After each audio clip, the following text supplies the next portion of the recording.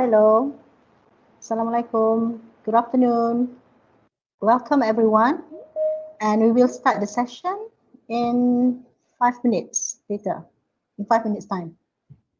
Thank you. Okay. Waalaikumsalam warahmatullah. Noted.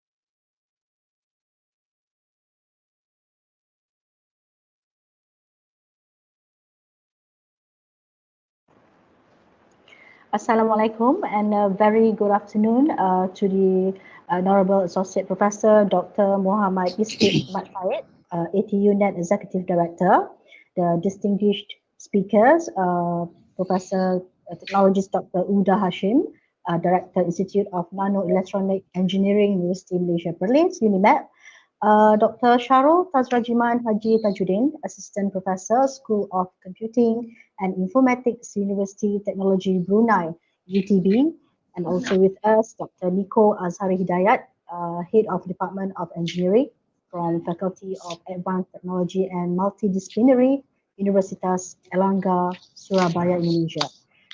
The respective students and everyone joining ATU-Net online global classroom innovation and technology webinar series, Innovation and Technology in COVID-19 pandemic era. Ladies and gentlemen, before we start, let me briefly introduce about this program. The Asia Technological University Network, or ATU-Net, offers a fresher and exciting mode of online mobility via its ATU-Net Online Global Classroom, which kicks off this year, covering various themes including culture and communication, pandemic and engineering, innovation and technology, entrepreneurship, and sustainable development goals. It opens up door for learning, sharing, and networking, connecting learners across Asia and beyond. As an engineering and technical university, UniMAP has been given an opportunity to share on innovation and technology theme. Ladies and gentlemen, without further ado, I would like to call upon Associate Professor Dr. Muhammad Ismail Matsayed, ATU-Net Executive Director, for the opening remark. Please welcome.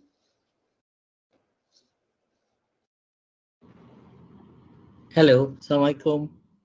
Waalaikumsalam. Yeah. Hello, everybody. First of all, I would like to thank the moderator for the nice introduction just now. All right, so this is not my first time with the OGC.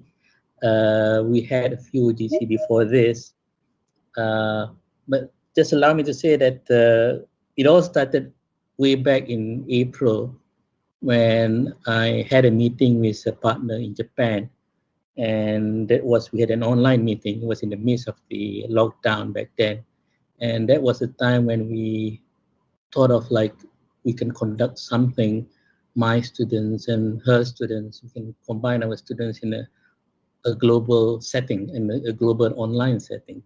And if I'm not mistaken, that was the first time where we used the word OGC, Online Global Classroom.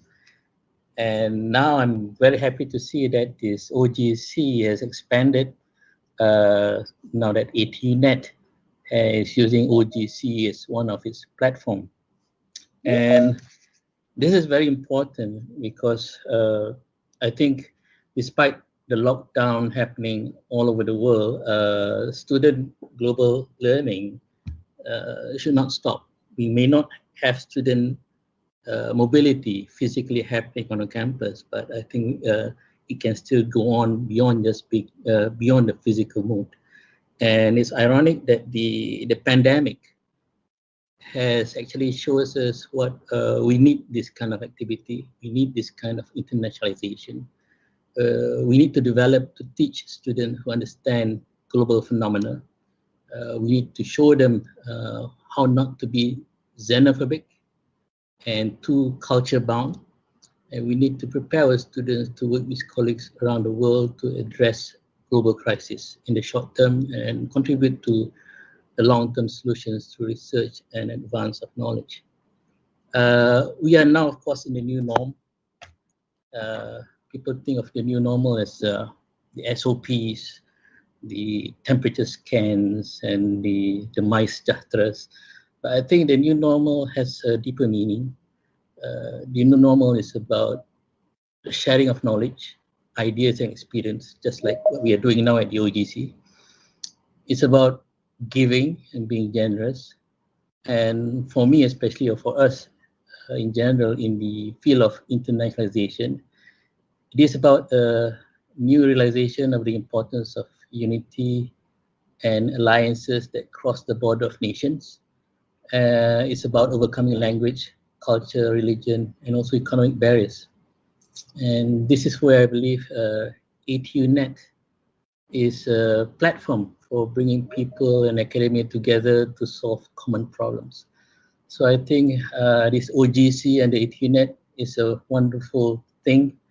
It's going to be a great experience for those participating. I believe that there are also opportunities to be found when we are closer and working together in an alliance. So again, thank you, UniMAP, for organizing this. And I believe that we have distinguished speakers today, Prof. Uda, and then Dr. Nico, Dr. Shazrul, or from Malaysia, from, if I'm not mistaken, from Universiti Airlangga, and also from UTB Brunei. Right. So I can only express my happiness to see all of you working together. I hope that you will have enjoyable and a good experience with this OGC. And I do especially hope that we may be able to see each other again in the next OGC to come. So for today, thank you, take care, God bless you, and have a good session. Assalamualaikum warahmatullahi wabarakatuh. Waalaikumsalam warahmatullahi wabarakatuh. Thank you very much, Associate Professor Dr. Muhammad Ismail Said, for the speech as ATU-Net Executive Director just now. I would like to inform the attendees, the students, that this session will be recorded, and also if you have question and answer towards the end of the session later by the speaker, you may write down your question, and we will try towards the end of the session to let the speaker answer. And before, maybe from the beginning also of the session, when the speaker started giving lecture, you may write down your question at the chat box here. And also, attendance link will be provided later towards the end also. So hope that you can fill out the attendance form later. Yeah. So before I invite the first speaker, let me introduce the biography of the first speaker, the speakers from UniMAP. Yeah? Okay. Professor Technologist Dr. Uda Hashim received Bachelor of Science honors degree in Physical and Applied Physics from Universiti Malaysia UKM in 1987, and upon graduation he joined Dewan Bahasa and Pustaka DBP for 2 years until 1988 as Pegawai Perancang Bahasa, and then joined NIMOS Semiconductors Sdn Bhd. until the year 2002. He served MIMOS Berhad for 14 years and gained vast experience, especially in the CMO's wafer fabrication foundry, and his last position in MIMOS was as Research and Technology Development Senior Manager. And in the year 1998, he continued his PhD degree in UPM, Microelectronic Engineering, and graduated in the year 2001. He was then in 2002 joined Universiti Malaysia Perlis UniMAP as a lecturer in the School of Microelectronics Engineering. And then a few years later, 2004, he has been appointed and entrusted to be the first Dean of UniMAP Research and Management Unit. And 4 years later, he has been promoted to a professorship in microelectronic engineering by Universiti Malaysia Perlis. In 2012, he has been again promoted to senior professor in nano-electronic engineering, and based on his outstanding achievement in research, he has been requested by Ministry of Higher Education to establish the first research institute in UniMAP in this field of nano-electronic engineering, namely Institute of Nano-Electronic Engineering, INEE now, and served as the first director until April 2017. Based on his vast experience in research, in April 15, 2017, he has been, he has been appointed, by the Ministry of Higher Education as a Deputy Vice Chancellor, Research and Innovation. In March 2020, he was promoted again to Senior Professor, and while working at UniMAP, his major achievement and contribution are developing microelectronic curriculum and also setting up teaching fabrication a facility for microelectronic engineering undergraduate program. Under his management and leadership, INEE has obtained recognition as Nano Malaysia Center of Excellence from Ministry of Science and Innovation, mostly in 2011, and has been awarded with Bionexus Lab status by Malaysian Biotechnology Corporation in 2009. His current research interest is on nanotechnology, which includes Nano Biosensor, DNA chips, microfluidic and nano lab on-chip devices for medical, food and agriculture applications. He actively published his research finding in both proceedings and journals, and under the Scopus database, his current H index is 31 with 5,059 citations from the total number of 719 papers, while 100 of the papers are in Q1 journal, and one of his top quality paper is recently published in Nature Scientific Report. Very long biography of Professor Technologist Dr. Uda Hashim. So it's now my great pleasure to invite our first speaker, Professor Technologist Dr. Uda Hashim, Director Institute of Nano-Electronic Engineering, Universiti Malaysia Perlis UniMAP, to deliver a speech titled Potential Diagnostic System to Fight COVID-19 Pandemic, a Preliminary Evaluation. Please welcome. Okay, Assalamualaikum warahmatullahi ta'ala wabarakatuh, and very good afternoon. First of all, thank you very much, Ms. Chairperson, Ms. Husna Afifi, and also thank you very much to the Executive Director, Associate Professor Dr. Muhammad Ismail, for inviting me to be part of this classroom, okay, online. It is my honor actually to share about my current finding, okay, related to this COVID-19 pandemic era. So my motivation actually to conduct this kind of research because of the current scenario. So almost everywhere, all over the world are facing the same problem. We are quite scared and afraid of this very small material. Okay, it's a virus, but the impact is huge. It's a giant. Okay? So based on this scenario, the title of my presentation today is Potential Diagnostic System to Fight COVID-19 Pandemic, Preliminary Evaluation.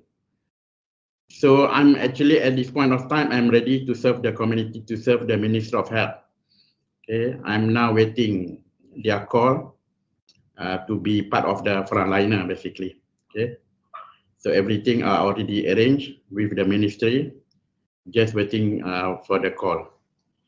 So this is my keynote keywords. Okay, most of my word in my speech, later on I'm using this word. Biosensor, what is biosensor? Basically, it's a bioreceptor, combination of bioreceptor and transducer. And then the analyte, I'm using COVID-19 as a target detection, analyte in my speech. Electronic reader is a reader to capture the result and then show to us whether the patient, the person is positive or negative, complementary, non-complementary mismatch. Is a reaction for the RNA or DNA functionalization, okay, to keep consistently detecting the same virus, rapid and label-free, quantitative, sensitive and selective accuracy. So I will highlight everything in my speech. So everybody, I think it's almost at the lips of our people now. Everybody knows about COVID-19, even though we are living in the village, in the jungle even. So we know about what is COVID-19. It's very popular, the most popular word right now. We are very scared of.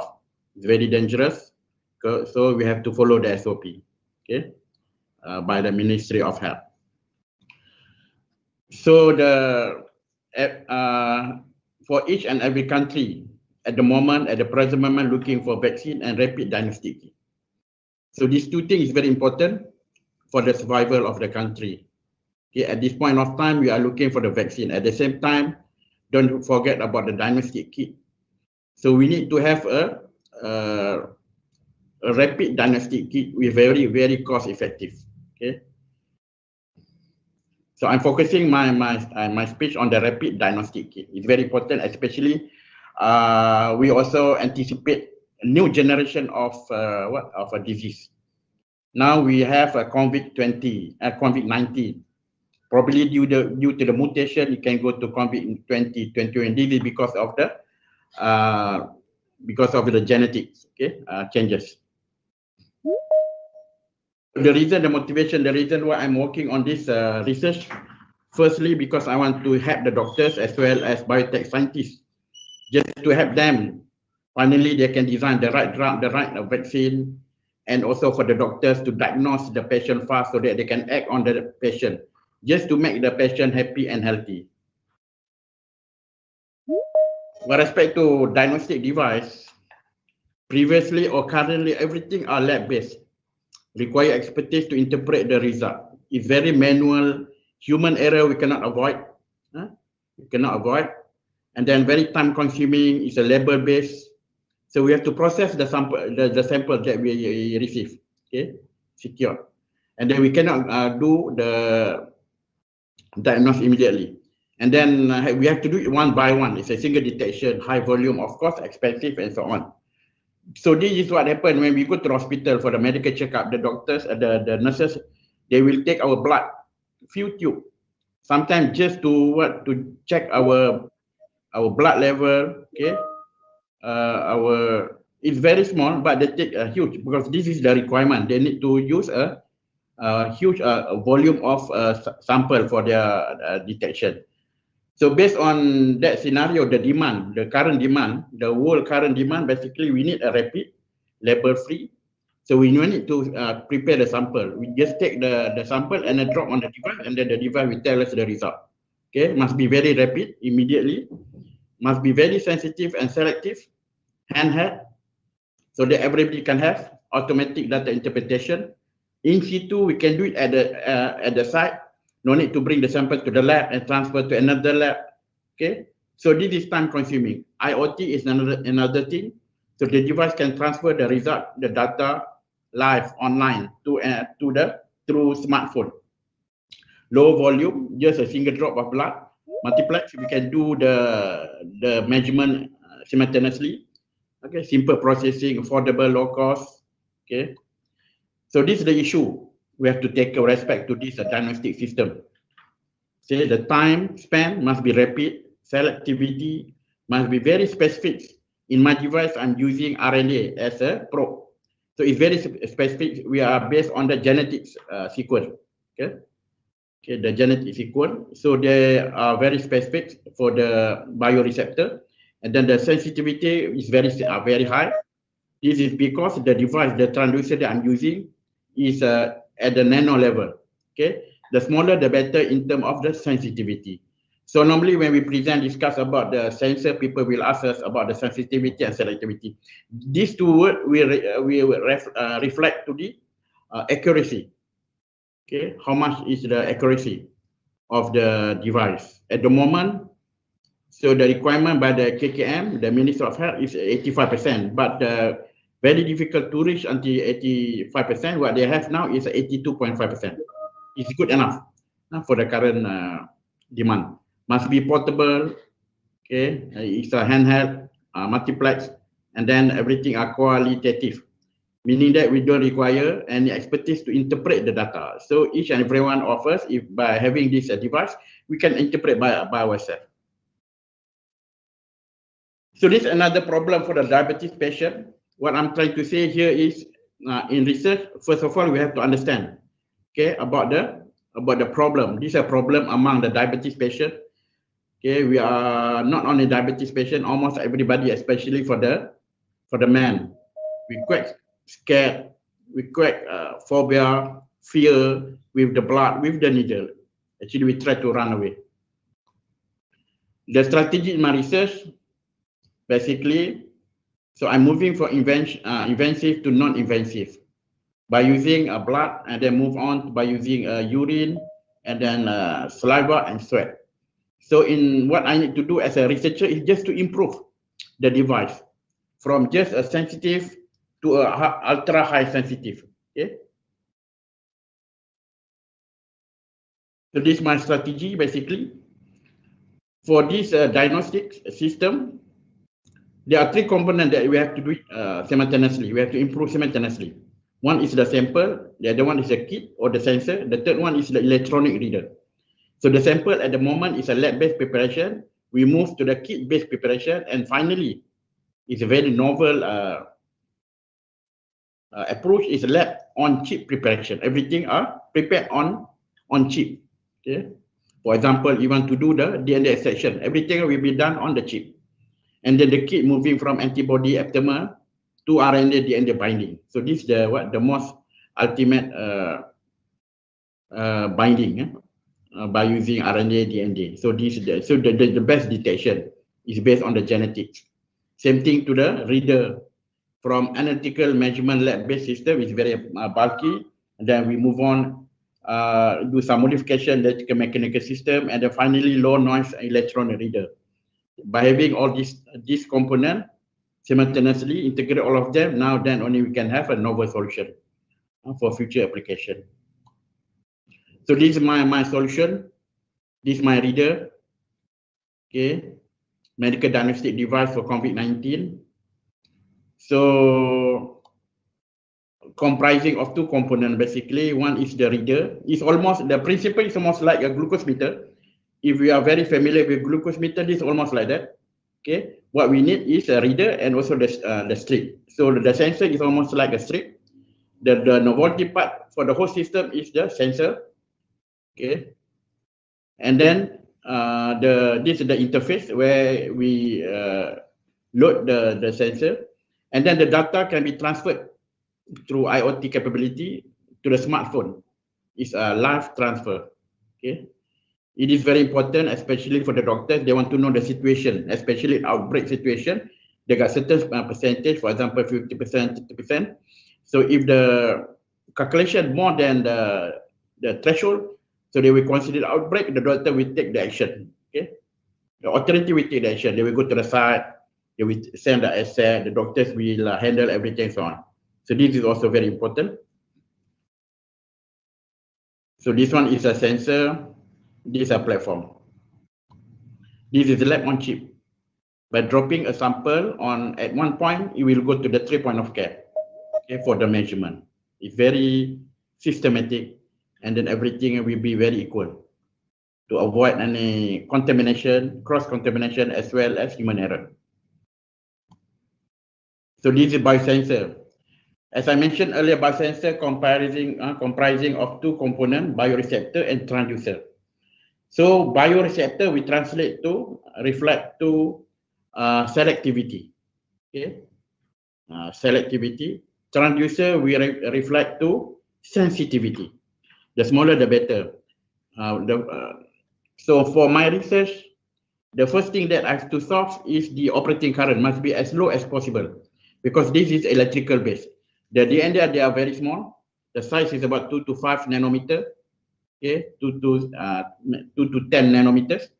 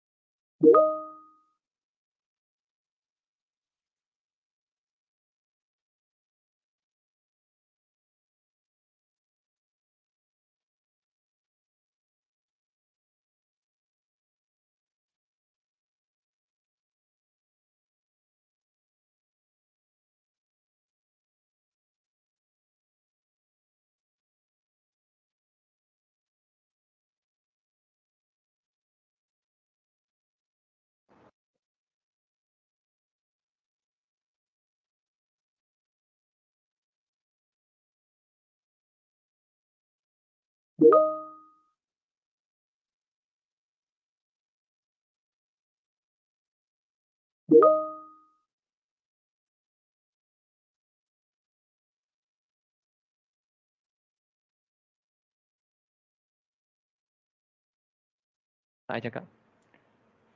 Excuse me, Prof. Excuse me, Prof. Huda. Prof, I believe your mic was muted. Can you unmute it? So sorry. Maybe you can go back a few slides before. Oh. Yes, we can hear you. Maybe 2 or 3 slides before this. Maybe you can start from them. So sorry. How to be back?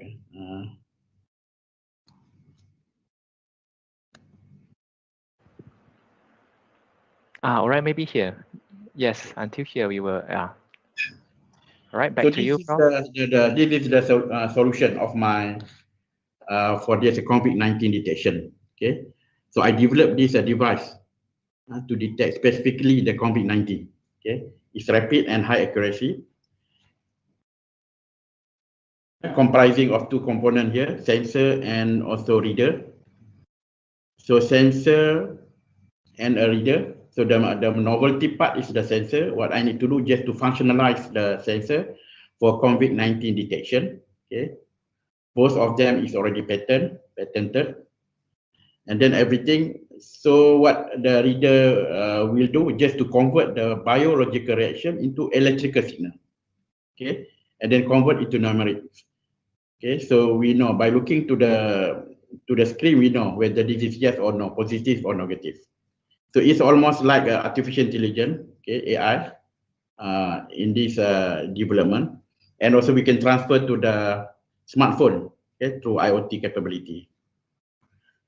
It's a lab on chip. So this is a biosensor, as I mentioned earlier.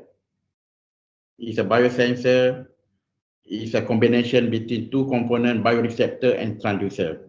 Bioreceptor will translate to selectivity. Transducer will tell you about the sensitivity, how sensitive your device. So the smaller the structure of your device will be better in terms of the sensitivity. So normally in the meeting, in the forum, in the presentation, when you talk about sensor, they will ask you about the sensitivity and selectivity. From the design, normally we will know whether how sensitive they are, how selective they are. Okay. So this is nano biosensor. Everywhere are nano. The analyte that I'm using here to detect is a nano. The receptor also, bioreceptor are also nano. And then the transducer, the electrode, everything are nano. And then the reader, okay, the electronic part also nano because they operate at the nano M level. So for the detection, okay, there are three strategies. First, we can use antibody antigen. Okay, second, we can use aptamer. The last one, we can use RNA DNA-based detection. In my device, I'm using RNA DNA detection. So they are quantitative, whereby for the antibody aptamer, they are qualitative. And for the probe, we have three types of design. Okay, we can choose which one is the most suited to your device. Okay, targeted based, mine based, and carboxylic based. For the transducer, there are several types of transducer available in the lab. We can choose either thin film, nano rod, nano gap, nano wire, okay, extension gap feed effect transistor, solution gap feed effect transistor. And then now we have to understand the relation between RNA interaction and electrical properties. Okay, so it is very important just to understand the background of the interaction.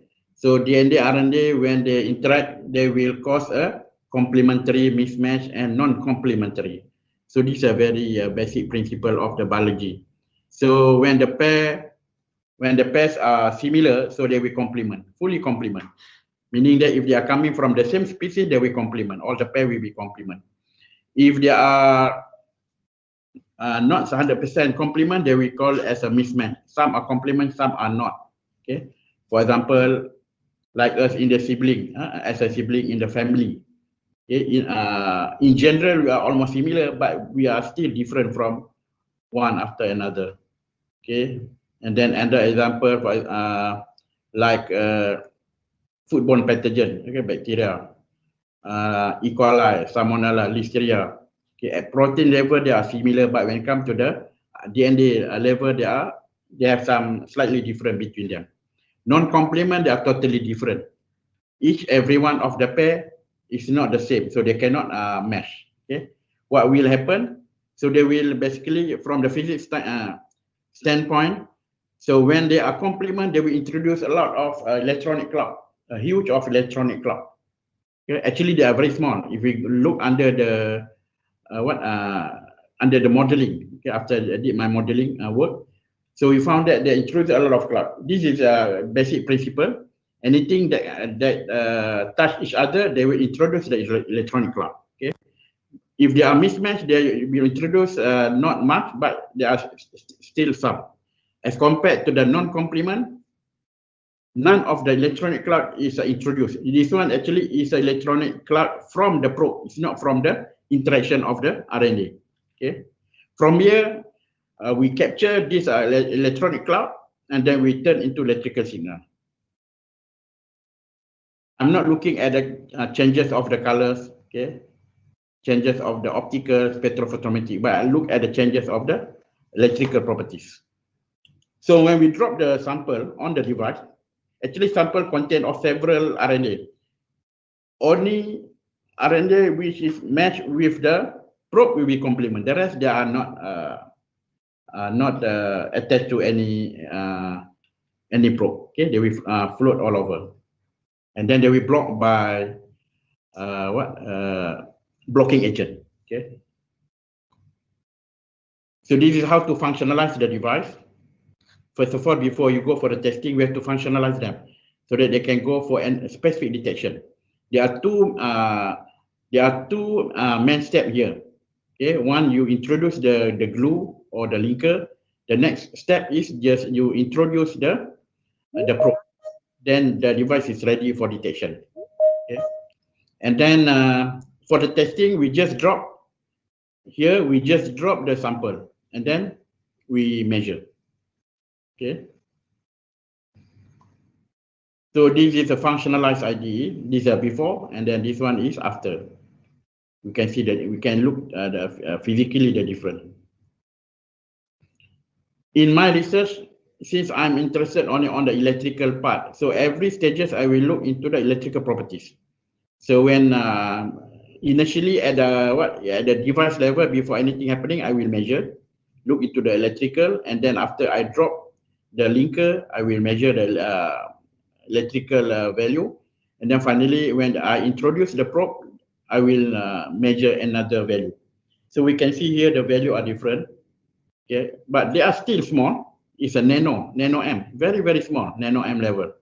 Okay, but we can see the difference, significant difference. This probe, this value after I did it many times, 100 times, 1,000 times. So this is the range that I measured, okay, for the probe. For the system reader, so I start with at the initial stage, I use the lab-based equipment tools. It's very bulky, very expensive. And then I start to move on to the portable. I redesign everything, make it small so that I can bring the tools to place to lab and to another lab. Everything must be done at site. Okay. And then finally, I'm working on the handheld. So this is the flow of my design of the reader development. So this is my initial design. On the right top is my initial design, and then start to get a proof of concept.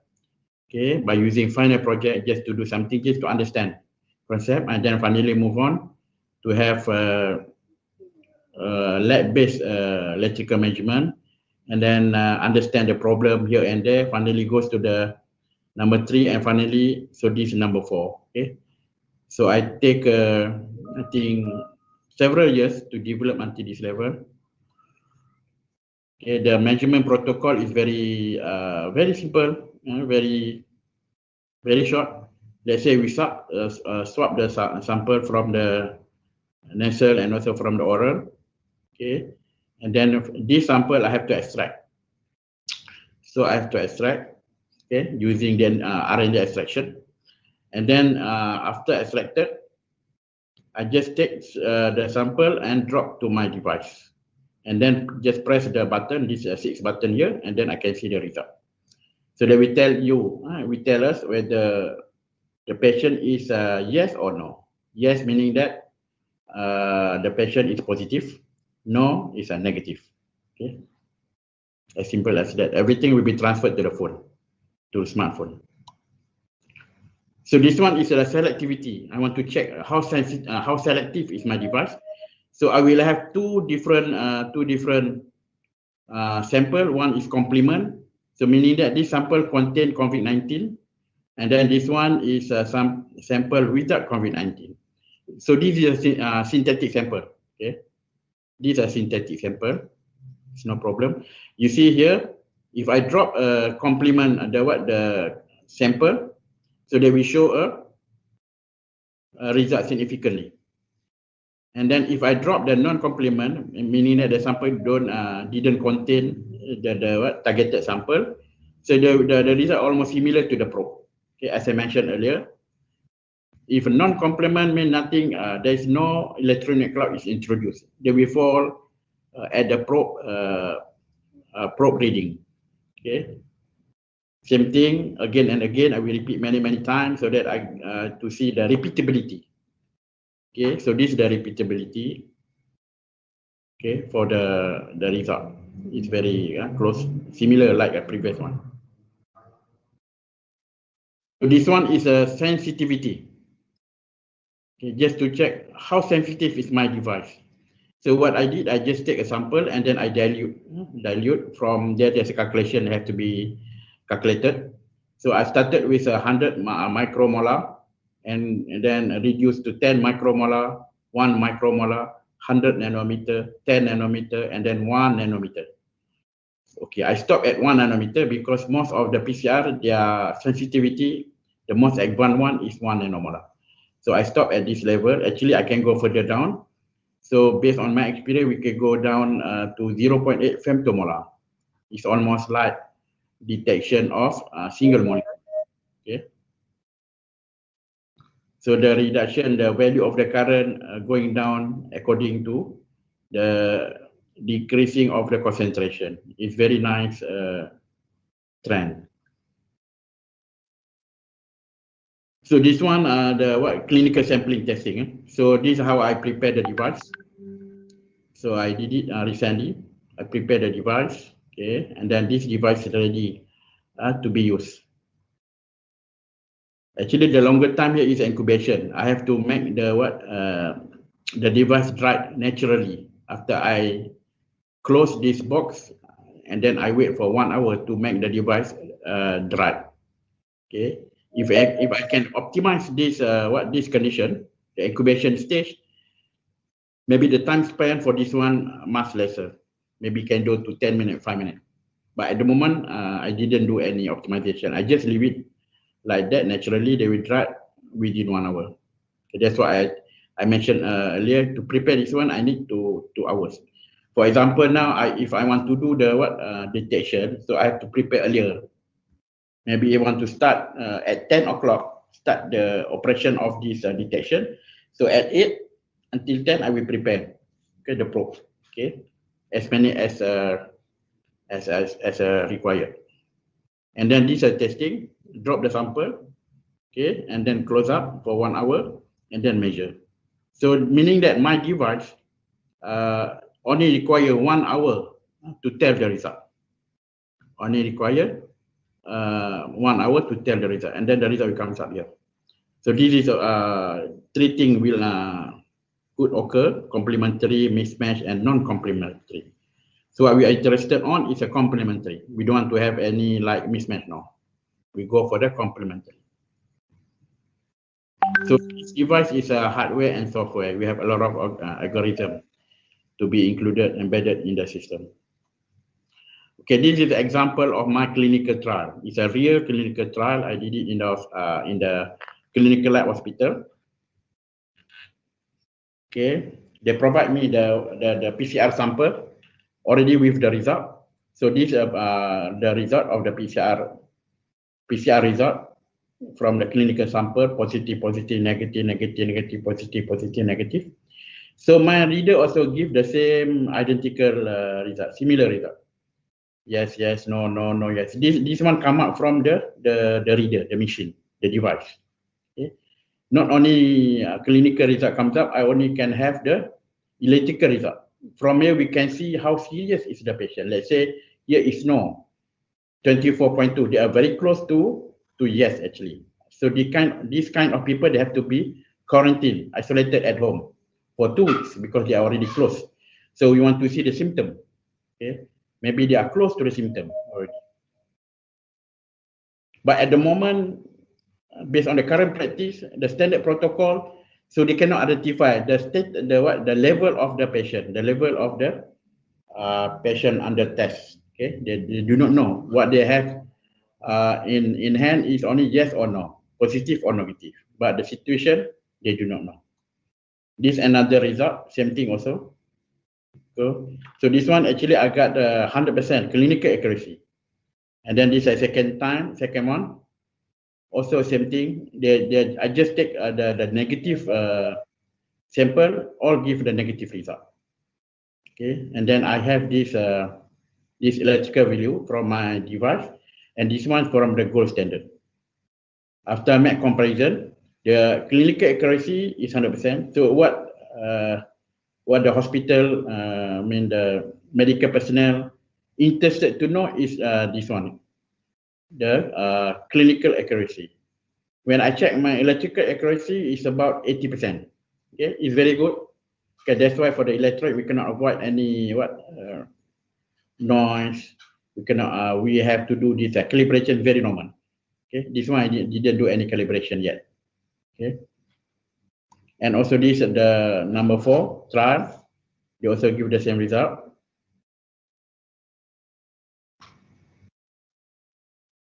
So as a conclusion, I make it short. So the device is ready to serve the community, to serve the hospital community, and then ordinary community. So I'm ready to serve the people now. Everything are ready, and in fact, I'm ready to go for mass production. If they want many devices, I can also supply to them as many as they want. Okay. In here, there are 2 main components. One is the sensor, meaning that I have to have a lab to develop the sensor, and then the reader. I need to have an electronic lab to develop the reader. So this one is very fast. Everything local map happening in my lab, so I can have to go for commercialization. Okay. So with that, thanks. Thank you very much. for everyone for listening to my speech. Assalamualaikum warahmatullahi taala wabarakatuh. Yeah. Waalaikumsalam warahmatullahi wabarakatuh. Thank you very much for your insightful presentation just now. And for the audience, if you have a question, because we move on to question and answer slot now. So if you have questions, you may type on the chat box because we will collect the question and I will read out the questions on behalf of you. Okay, no problem. So Prof, we waiting for a while for the questions to be put here on the screen. Yeah. Okay.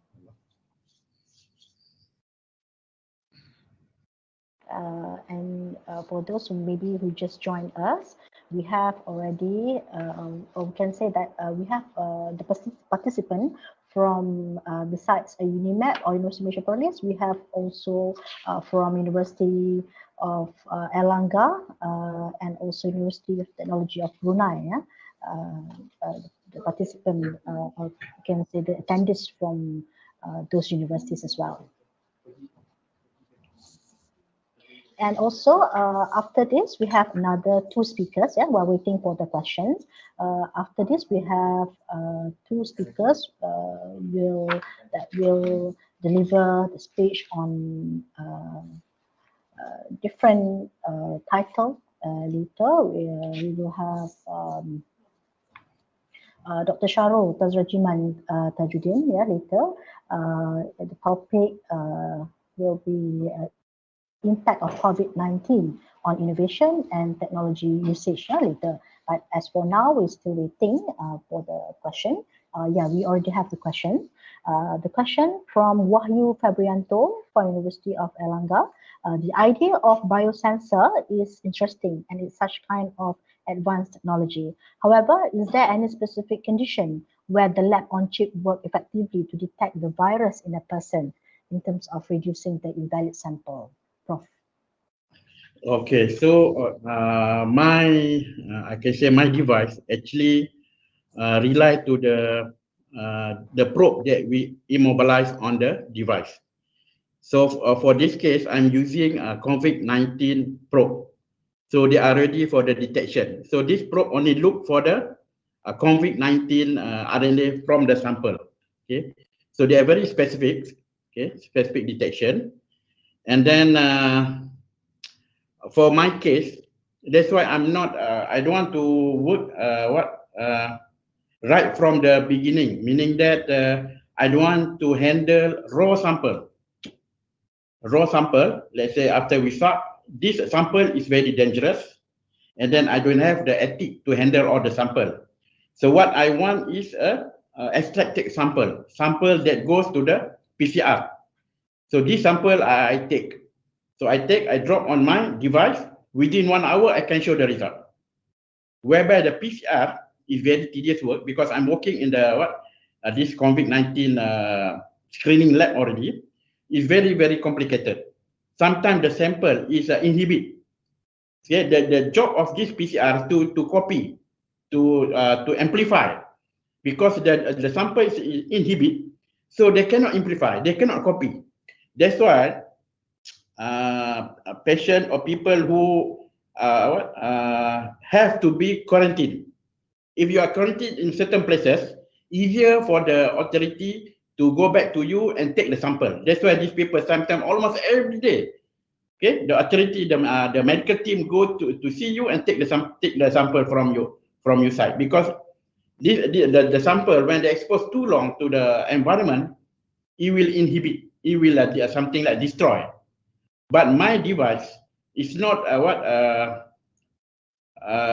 since I'm working straight away on the RNA, it doesn't so this inhibit doesn't cause any problem to me, because whether inhibit or not, so the sample contain the RNA. Okay, so I just take the RNA drop, and if they complement, so they will tell the result. Because I'm already go to the clinical, because the difference is, most of my job in my own lab, I'm using synthetic. When I go to using the real sample, in the real sample not only contain one virus, it contain thousands of them, maybe several viruses. So since I'm using the specific probe, so my probe is only interested to react or to complement with the same species, okay, same genetic sequence. The rest they won't happening. So after I go through this preliminary evaluation, it's work. So it reflects to me 100% accuracy. If I told you, if they use this antigen-based testing, so the reason this antigen-based is used for screening, okay? But the announcement is not based on this one, and announcement is based on the PCR. Let's say after you do the screening, and then they found that negative. Okay, you are free of this COVID. But if the result is positive, they will go to the next stage is a PCR. When come to the PCR, everything change. The cost also increase. So this one, the antigen is very cheap. Maybe it's around 20 to 30 ringgit. Okay, Malaysia ringgit. But when come to PCR, can go to thousand, few hundred, very expensive. Okay, the cheaper one is this one. Okay, but what the government looking at is for the screening must be fast and cheap. The faster, the better. But my device basically is almost similar like the PCR. I'm trying to skip the PCR. That's why sometimes I call it as a PCR free. And also can use for the screening to make it fast. Within 1 hour got the result, but the hospital, but the lab, they have to extract the sample for me. So they have to have a kit. Let's say, for example, I go and do my diagnosis at the airport. So the ministry, they have to set up one portion, small portion, just for the extraction. For the extraction, normally will take between 30 to 1 hour, normally half an hour. After an hour extraction, they provide the sample to me, and then another hour, they will get the result. So meaning that within 90 minutes, the result comes up. It's a confirmation. It's not the screening, confirmation. Okay. That's my answer for the first question. Thank you very much, Prof, for the explanation. And we have other question also. Question number 2. Next question. From Abdul Mani from UniMAP. Of all the common detection methods, which method is the most accurate or suitable for the COVID-19 rapid test kit? Have you done any field study or actual test using your invention? And how reliable is your rapid test kit, Prof? Okay, as I mentioned earlier, so my device is already go clinical trial, but with a small numbers of the sample. So based on my preliminary clinical trial, so the result is very, very convincing. I got 100% accuracy. Okay, my result is almost clinical validation, identical, similar to the PCR result. But the only thing, mine is very fast. Within 1 hour, I told you, 1 hour I got the result. The PCR normally, okay, if you are negative, so normally the authority will take almost 1 day to release the result. But if you're positive from the screening, okay, antigen-based test, they will take minimum 3 days. But my device is only 1 day. After discussing with the expert, okay, the doctors in the lab, they are feel very, very interested with my device. According to them, he helped them a lot because PCR is very tedious. If you work PCR, as I mentioned earlier, it's an inhibit issues. They will ask me the question, do you have this issue in your device? I said no. I said no. So far, at the moment, based on preliminary, I can say it's worked very well. That's why now I'm asking to the government to do a real clinical trial. Based on my discussion with them, they are thinking to send me to Sabah, to send me to Sungai Buloh to do a real clinical trial. Okay, when it comes to this validation, okay, I designed my validation into 3 stages. One is using synthetic sample. This one is already done, so the result is perfect. Second one is clinical sample, but the sample is non-sample. Non-sample meaning that it's already tested and giving me back to me, and then I do again. So also give the. But now I'm going to go for unknown unknown clinical sample. We do it parallel. I do my part, and then the other part, the authority or the hospital do their part. So we compare the result. So this is the one that I want to go. Okay. The non-clinical sample, that one is still perfect 100%. I cannot declare to the WHO, but later on after I go through this one, I think we can declare. To me, it's very reliable. So far, so good. That's my answer. Thank you very much for your answer, and I hope Abdul Mani is satisfied with the Prof answers just now. And we move on to the next question. I think we have time for a few questions, maybe one or two more. Next question, question number 3.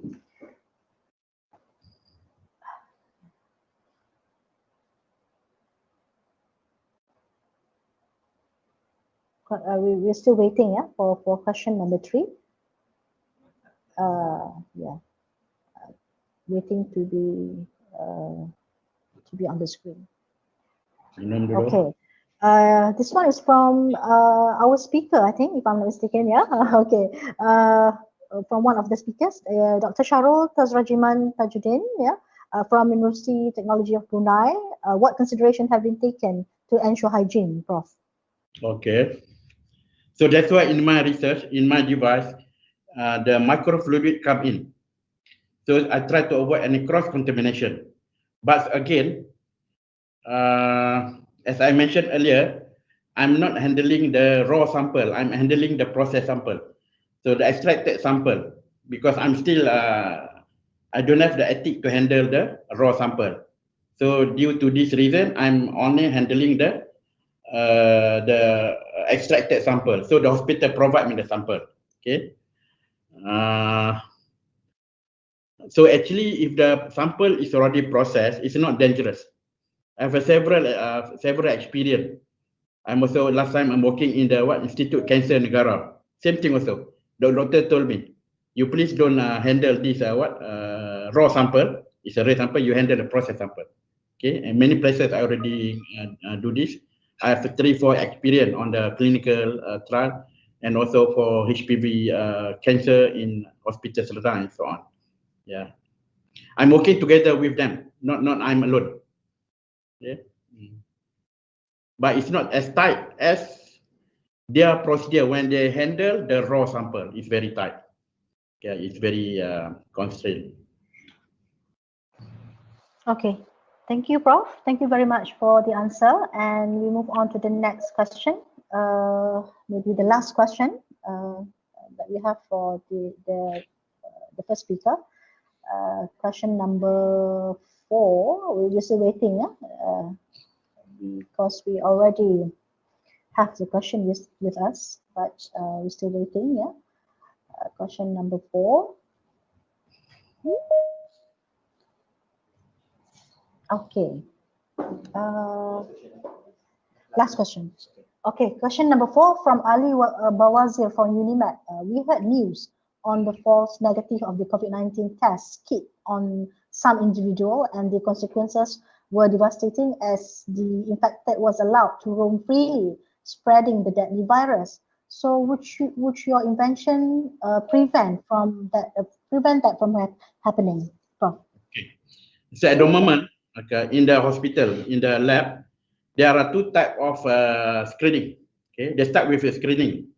One is if you come with a symptom and without symptom. So if you come without symptom, they will use antigen-based testing. Okay, this antigen-based testing, the false negative is very high, because it's based on the volume of the material, volume of the virus material. Normally, people coming without symptom, they will tell you negative. So it's very high. It's very common. So that's why this kind of people, if the doctor is not confident enough, so they will ask you to quarantine. You cannot go out for 40 days, because so this symptom will comes out within 10 days. Okay, next 10 days they will collect you another sample, but now it's not. After 3 days they will collect your sample. Okay, they are not confident. But if you, let's say after this antigen-based test, positive, the result still cannot use as a gold standard. They will go through PCR. PCR will tell the actual result, the official result, PCR. Okay, this one way for the the reason why they are using this antigen-based testing, because they are very cheap. When they do the testing, they are not testing 2-3 people, 10,000, 20,000. You can imagine, you multiply by this 10 ringgit also comes up to million. Okay, that's right. They are using antigen. But for the doctors, if you come to the hospital with symptom, they will directly using antibody-based testing. So antibody, the difference is antibody must use blood. You cannot use a nasal or oral to test the antibody. You have to use the blood serum or serum plasma. You have to use this sample. So this one both is not the false positive negative is not as high as the antigen. This because your antibody, because they measure the amount of antibody produced by your body. Okay, antibody produced by your body. So the amount normally this antibody we produce according to person to person.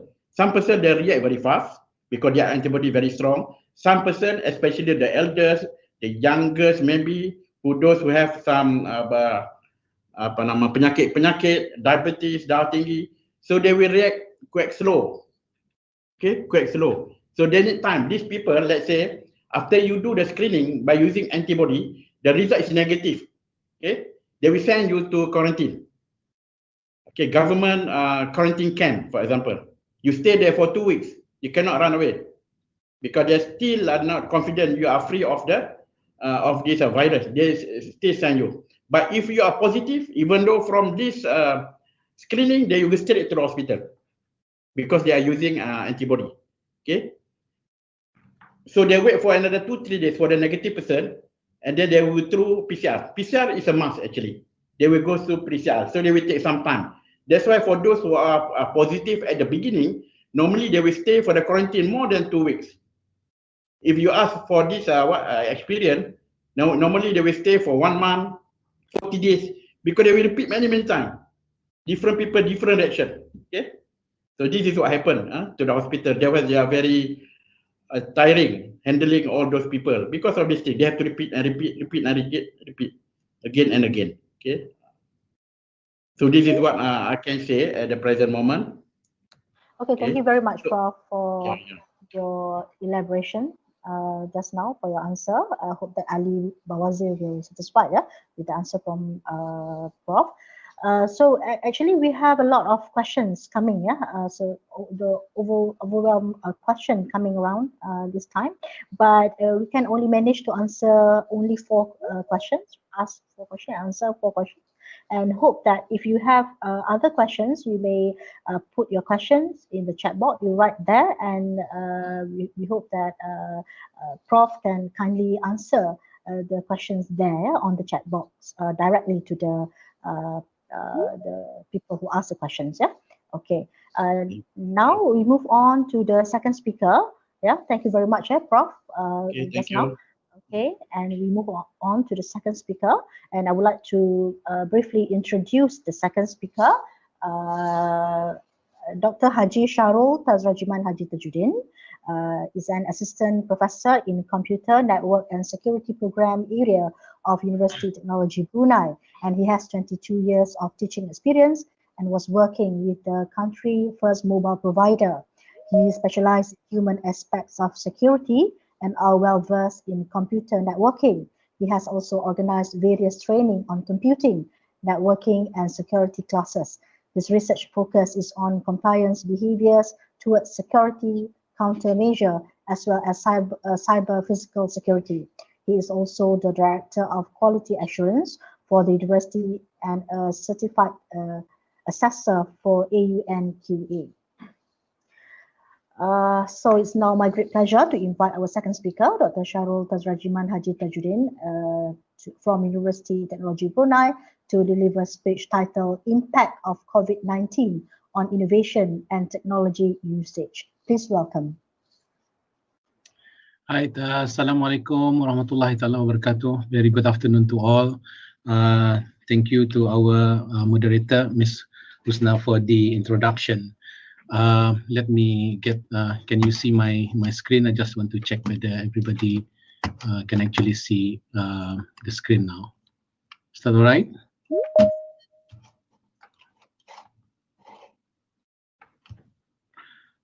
Yes, we can see, Doctor. Okay, yes. Right, good. So, thank you very much. I'm Dr. Shahrul again. My title today is Impact of COVID-19 on Innovation and Technology Usage. I'm from Universiti Teknologi Brunei, and I'm also from the School of Computing. We do offer various courses in our faculty, right? So, right, so going into my lecture today, well, actually, my lecture is more on the generic spectrum from what Professor Dr. Uda was doing just now, and his presentation was a good example of innovation that has come out of what COVID-19 has done to us. So his spectrum was more on the specific part of using technology and coming up with innovation. Well, what I'm trying to do at the moment is actually telling everyone what has been done in general terms around the world, and most probably some specific things that has been done in Brunei Darussalam. So the content would be, although everybody does not need an introduction of what COVID-19 was, but I just want to highlight very, very quickly that the unfolding of COVID-19 was very, very, very fast and very rapid. And then we'll go into looking into what kind of changes has COVID-19 brought in terms of innovation, in terms of technology, usage of technology in different facets of our life, from different perspectives and so on. And of course, when that comes, we will also look into hurdles, issues or limitation that we need to overcome in order for us to be at least at par with our counterparts from other countries. I would also love to share some of our Brunei government initiative. And we'll talk about our digital transformation. And at the end of my few slides, I would like to share in terms of security concerns. Although there are a number of innovations, a number usage of technology and so on, but of course that will always brings up issues of security concerns. And again, at the end, I will give you some points to take back and to ponder on, looking at the new norms, whether we decide that this is something that we should endure, or this could be some blessing in disguise. Okay, so this is what I wanted to say very quickly, that the COVID-19, when it actually unfolded, it was very, very rapid and very, very quick, right? So it's in one term, it has taken us by surprise. If you see from the chart here, by the end of January 30th, the WHO has declared that the novel coronavirus a public health emergency. So now everybody goes into panic, right? So what does that mean, right? So when the pandemic happened and COVID-19 happened, so there are a number of things that actually unfolded. It changed a lot of things. For example, as a summary, stigma of working and studying from home. This is something, things from the past now. It's common. It's a common thing, right? So teaching and learning has been undertaken remotely on digital platforms. Artificial intelligence is widely used, right? So the way we interact is also changed. We are okay with monitoring and so on. And of course, the issue of security. There's a lot of issue of security. We're going to look at that one by one later. We have seen many things that change, and for example, the use of social media and remote working platform, such as the platform that we are using currently, Zoom, WebEx, Microsoft Teams that we are using currently. Sorry, because I'm using most of this platform, right? So it changed the way we do our work. We work from home, remote working, and it changed our working pattern, right? So not just this product, not just enable business continuity so that we can proceed with our core business, but it also helps us in terms of connecting to people, talking to people during shutdowns, during the isolations and so on. And it is predicted by a number of research that this will be the norm. This will be something that will be lasting impact on people, right? So nobody is going to hurry and go back to the old norm. This is what we call the new norm now, right? So some employees may continue to seek to work from home and for the future, and many organizations are thinking about blended working processes, and even universities have blended working teaching and learning processes nowadays, right? Even before COVID-19, data is considered to be the new oil in the 21st century. But now in COVID-19 pandemic, data have become even more critical, right? Because information has become very relevant. Many kind of information has become very relevant. They are become more available in digital form to be shared or with others and so on. And of course, the advancements of ICT has enabled us to do this, right? And one of the other norms would be we are very willing to share our personal data anymore, or we can say it's forcefully willing to share data because you have to report, you have to be monitored, and so on. So that is one of the some of the changes that has COVID-19 has brought to us, right? So if we look, if we can actually put that into various facets of our life. One of the changes is, of course, the way we socialize. In many parts of the world, there are lockdowns, there are isolations, and so on. Inviting and setting. One of the things of how those users appear, you will see here is we've got this little pencil. Yeah, okay. So the next one is how we entertain ourselves, right? So because of our I'll see you next. there's some other sounds that I'm hearing, but never mind. So the way we entertain ourselves, the way we work remotely, we are now more working remotely from homes and so on. Face to face is not the thing of the past, but it's getting little by little it's diminishing. And of course, the way we learn, the way we teach and so on. As you can see here in UTB during the pandemic, nowadays we are back to physical learning, but during the heightened time of the pandemic, we were doing online teaching, online discussion, and so on.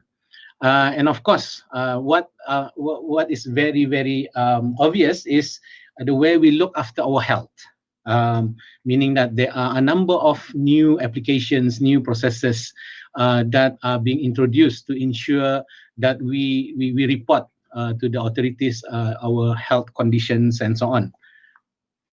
And of course, because of the isolation, because of the lockdown, we cannot actually be physically present in some of the places. So we have to move our buying and selling online. So this is basically the different facets of our life that has been changed by COVID-19. So if you look in the way we learn, right? COVID-19 has a huge impact on our education. almost overnight after the introduction of COVID-19, all schools, universities were required to shift to 100% online modality. Perhaps, if I'm not mistaken, by the end of March, right? So a lot of universities were doing online classes and so on. And it was also forecasted by the end of March, there were 1 billion learners that was impacted by COVID-19. And that is a very, very huge number. Teachers start to stream lessons or record their lessons and distribute them to their students via various platforms, for Teams, YouTube, and so on. Any social media platform were being used and so on.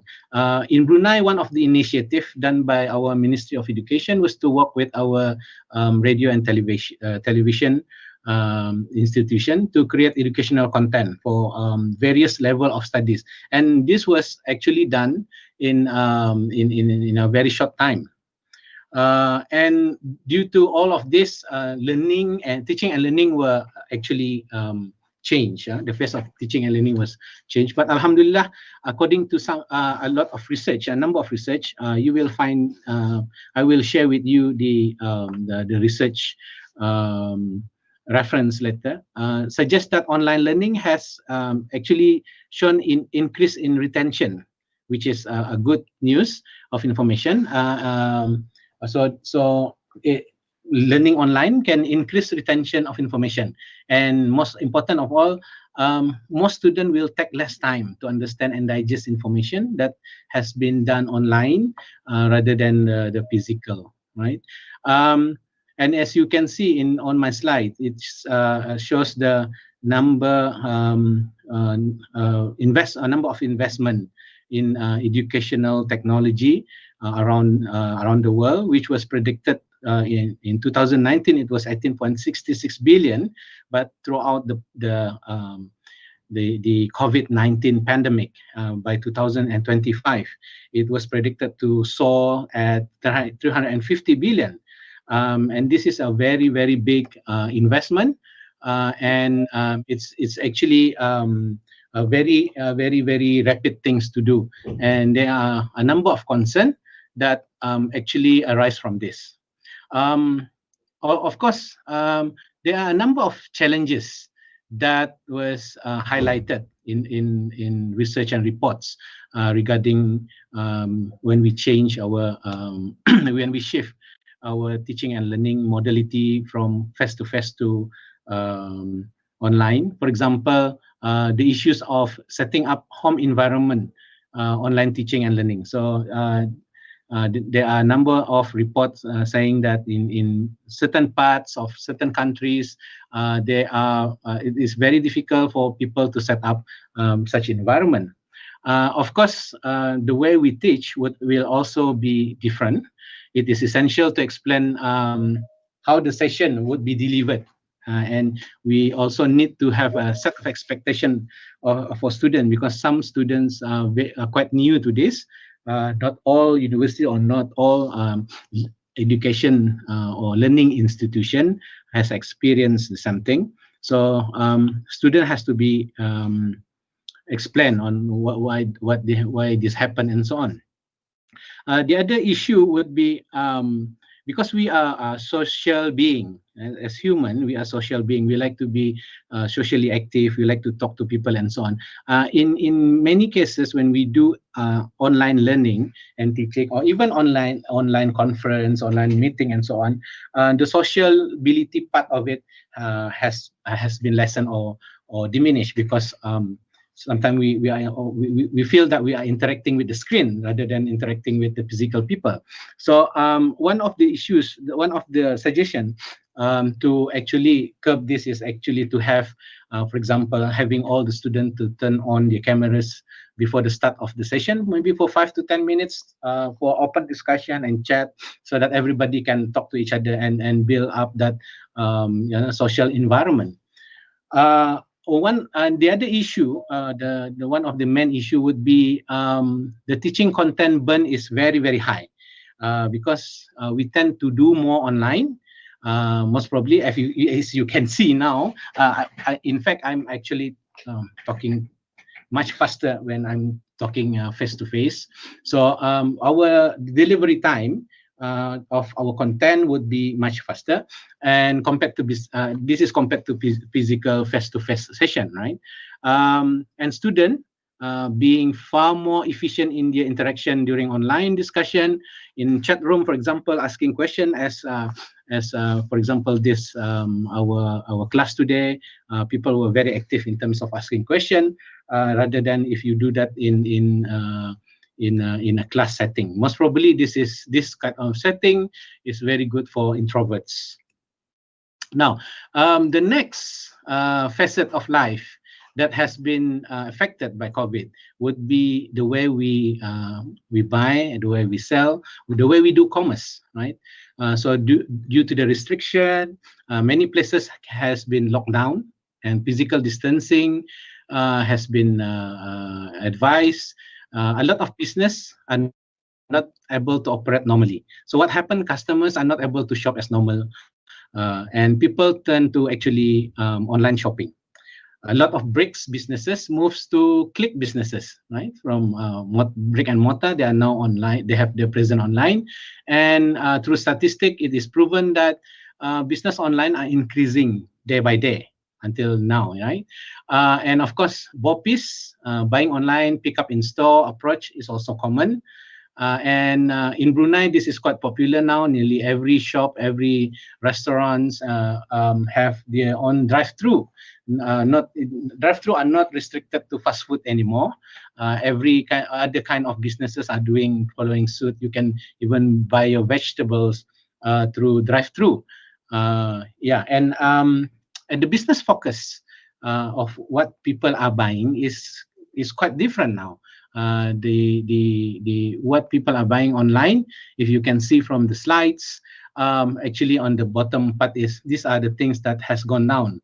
For example, luggage, camera and equipment, swimwear, gym bags, store features and display. These are most probably the things of the past, because we cannot travel, and because we cannot travel, we don't do taking pictures and so on. We don't go to swimming pools and all. Beach are actually restricted. So these kind of things are not in demand anymore. And if you can see, it's more on the demands are more on like gift and specialty, food and beverages, and so on, toys and games, home and garden, because people are staying at home more than going out at the moment. So another factors which actually change, but again, this is also the driver of online business would be methods of payment, right? So it is much more cashless payment at the moment. A lot of financial institutions are actually providing digital payments medium, and it's more convenient than cash. So people are quite happy in terms of these changes. And one of the things that is obvious is the increasing popularity of personal shopper. These are becoming even ever popular because people cannot travel, so they have other people to shop for them. So in terms of entertainment, there are a number of new ways of how people entertain themselves, right? So like, for example, live movie streaming is very common at the moment. So cinema at home, right? So you can also have live charity concert from your favorite singers and so on. And very interestingly, some places has their own virtual tours, and this has actually provide us with the opportunity, because some of us are not has the opportunity to travel, to visit the White House, maybe going to some art museums, even the Disney World or Disneyland. But now we can do it virtually, and there are many other things that can be done, and in terms of entertainment. Right. So one of the important facets of our life that has been changed through COVID is actually the way we work, right? So this is where actually the technology has jump-started everything, right? So everything has been changed. We work from home, conference are going virtual now. For example, a good example would be this one, this global classes and so on. We get our knowledge and so on, sharing opportunity of sharing informations and knowledges and so on, which maybe before this is set or barrier by our distance and so on. Electronic meetings, but we also need to understand that there are a few things that we need to actually look at. For example, we need to have a proper work policy, right? So in terms of creating, we're talking about remote working policy, right? And of course, there is a rapid increase in there. And of course, we are also doing a lot of video conferencing, and we need to have the infrastructure in.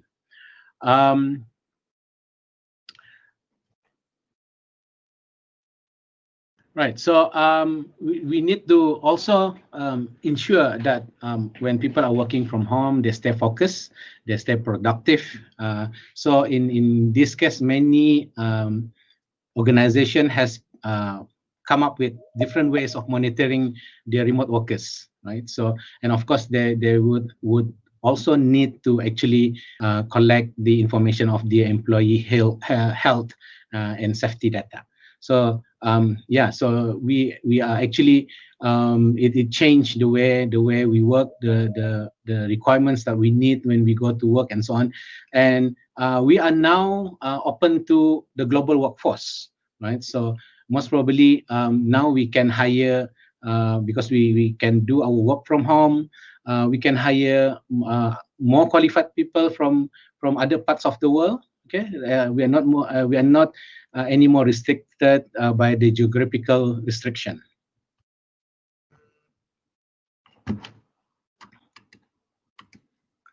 Right. So this is, I think, one of the interesting thing in terms of health, because COVID-19 is very significant to health and so on. There are a number of innovation. We have just seen a very, very interesting one just now by Professor Dr. Uda on his device of detecting the negative and positivity of COVID-19. There are a number of other innovations in the world. The use of AI in identifying, tracking, and forecasting outbreaks to diagnose the virus and so on. Drones for logistical purpose, and maybe one of the next speaker will talk about robotics, I think.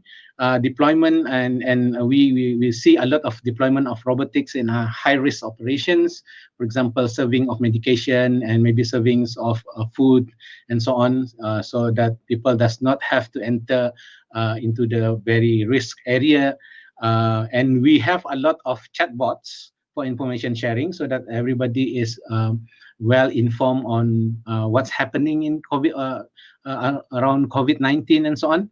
And supercomputers are actually speeding up the vaccine research. If you see in one of the pictures in the slide, there are robots actually sanitizing some of the spaces in one of the buildings in Japan. So this is one of the example of innovation that has been used, or we can say that COVID-19 has literally speed up the innovation of things, right? So in Brunei, I just want to share what happened in Brunei.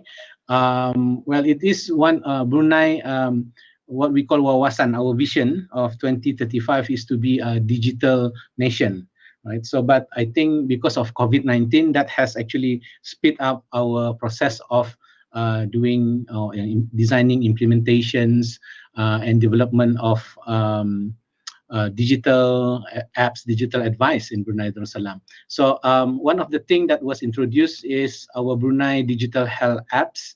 We call it Bru Health. The purpose of this is actually to integrate digital technology into government coordination on the containment and mitigation process, right? Including surveillance, testing, contract tracing, and quarantine. So these are the things that. So now everybody in Brunei is compulsory for everyone to have these apps on their mobile phone and so on, so that they can be actually contact tracing if anything happen, and we can actually do some surveillance where necessary. But of course, and this is much more. It is similar. I believe it is similar in other countries worldwide. But there are certain issues that has to be highlighted when introducing this kind of apps and so on. One of the challenge is actually to ensure people have smartphone technology to use and gain benefit from it, because we need to. It's not a common thing for us to actually download these apps and do some reportings everywhere, and you scan QR code somewhere, and you report every time you come in and go out from one place and so on. Although in the world report there is a high percentage of population owning smartphone, but unfortunately the willingness of people to use this is actually up to the person. There is also we also noticed that there is a gap between of mobile phone owners in terms of people aged 65 and above. So where people 65 and above all over the world, the statistic was like only 40% of them actually has access to smartphone.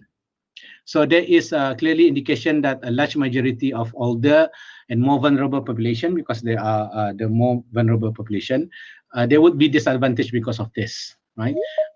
As an example, like in India, a very big population, in 2018, there's only 26% smartphone penetration, and it is predicted, and because of COVID, it will only reach to 36% level by 2022.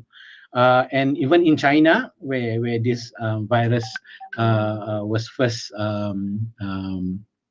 found, until 2018, the penetration was only 54%, and it is predicted that it is growing now, but again, it's only over half of the China population.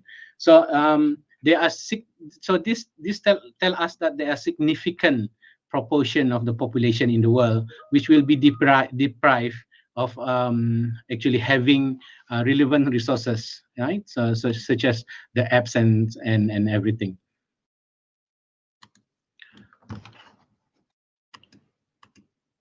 Now, so there are a number of things when we look into all the examples that I've given in the previous slides. We can actually summarize two important things.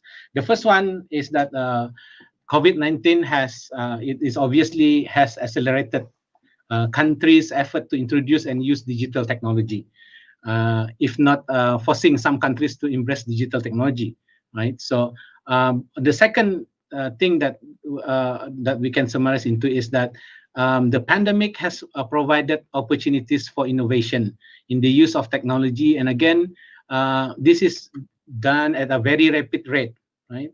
So people were forced to seek alternative or find solution with the help of technology.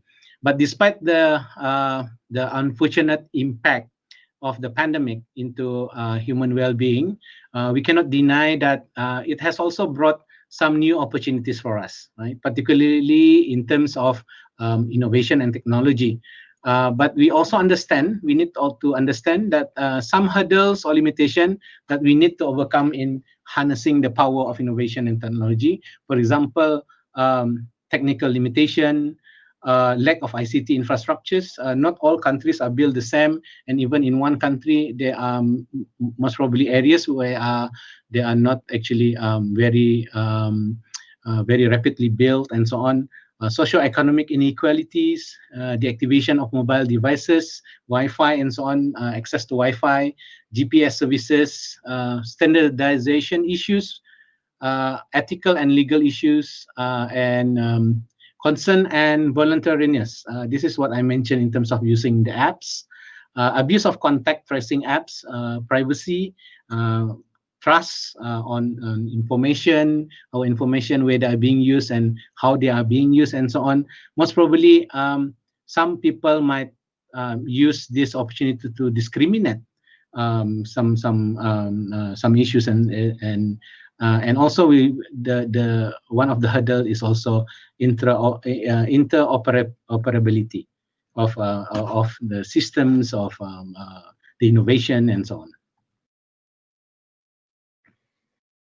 Right. So, of course, with all this introduction, the lovely introduction of innovation and so on, the use of technology, there is some security concerns that we need to actually look into, because more and more people are working from home. People are students are learning from homes, and so on. People are actually using enterprise virtual private network in many parts, and so on. There are insecure remote connection to the office, perhaps, right? So there are also increased personal use of company devices, possible increase in insider threats, right? So globally, companies are actually downsizing the workforce, and because of this, a lot of people are being laid off. And of course, this would encourage the growth of cyber criminals, because ideal people with internet access, most probably who have lost their jobs from the effect of COVID-19, may see opportunity to make a living out of this pandemic, right? So, and because every company is now staying connected and so on, so this is one of the issue of connection and so on. It's the security part of it. And most probably, one of the other issue is the function of the security teams of organizations and so on may be impaired during due to the COVID-19 pandemic. So it would be a little bit slow. They cannot move as fast as they can, and so on. There are certain activities that is not possible to be done remotely. Maybe detection of malicious activities, a little bit difficult and a little bit slow, and most probably responding to those activities even more complicated. So updating patches on system may also be a challenge if the security teams are inoperational. And there are other factors, for example, the issues of confidentiality of our information and our privacy, right? Because people are going into our homes through our cameras and so on, confidentiality of data that we share. And of course, since we are online most of the time, this is a very good phishing opportunities for actually for hackers and so on. So this is something that we need to actually take into consideration, looking at the security concerns. Although we are very eager looking at new innovation using of technology and so on to support our activities at the moment during the COVID and during the pandemic, but we also need to look into some of these concerns. Right. So I would like to take you to what the government of Brunei has been doing. So as I said earlier, the Wawasan Brunei to 2035 is to actually to be a digital government, okay, the digital governance. So part of it is actually to issue the rapid development of technology. Okay, so the government has implemented various IT systems and platform, but because of COVID-19, this process has been actually speed up, and I think it's one of the good thing, right? So at the moment, the government is looking at optimizing our digital assets, maybe addressing the value for money and maximizing return on the investment, and also looking at citizen services, because due to the lockdown and isolations and so on, it's more providing citizen with services and ensuring consistent user experience, and of course enhance public confidence in e-services. So in a way, the COVID-19 has provided opportunities for the government to exercise the plan in a faster rate, perhaps. Right. So I think this is we are about going to the end of the my lecture today. So this is something that we need to ponder on. So I'm gonna leave everyone here today with some questions on its own, and for you to think about it and perhaps reflect on it and look for most probably what kind of solution, what kind of explanation which are actually reasonable. So the new norm, which is what we are going into now, activities that we are doing because of COVID-19, the pandemic. So is it a blessing in disguise? Of course, it is a threat to our health and so on, to the human being and so on. But in a way, COVID-19 has helped to accelerate the design, implementation, adaptation of advancements in technology in many sectors in countries in the world, right? So and it also changed perceptions, where before this, most probably people were very reserved in terms of sharing information, sharing knowledge, very concerned about the use of data and privacy. Trust was not really is an issue before this and so on. Monitoring was not a process that was trusted, and reporting was not something that we feel which is right. But this has changed now, and most probably this is something which what we need in terms of supporting digital economy, digital governance, and so on. So data privacy, monitoring, reporting, trust, and so on, those are the fundamentals things that we need before we can actually go into digital technology, digital world, and so on. And of course, because of this, we are actually, accelerating the building of our infrastructure so that we will be ready to do all these things. And of course, there is an opportunity because of this. We now realize that we need different type of skills, or we need to enhance our skills. So upskilling and reskilling in terms of in this new economy, if I may call them so, the change of economy or the diversifying or shifting of focus, okay, of activities in this economy will need upskilling and reskilling. And of course, all this will contribute to the complexity of security, right? So opportunities for hackers will be open. There will be more opportunities, but of course, where there are hackers, there will be, of course, the security people will work harder and so on. So it's it's a cycle of thing. And of course, in order, COVID-19 actually has shown us that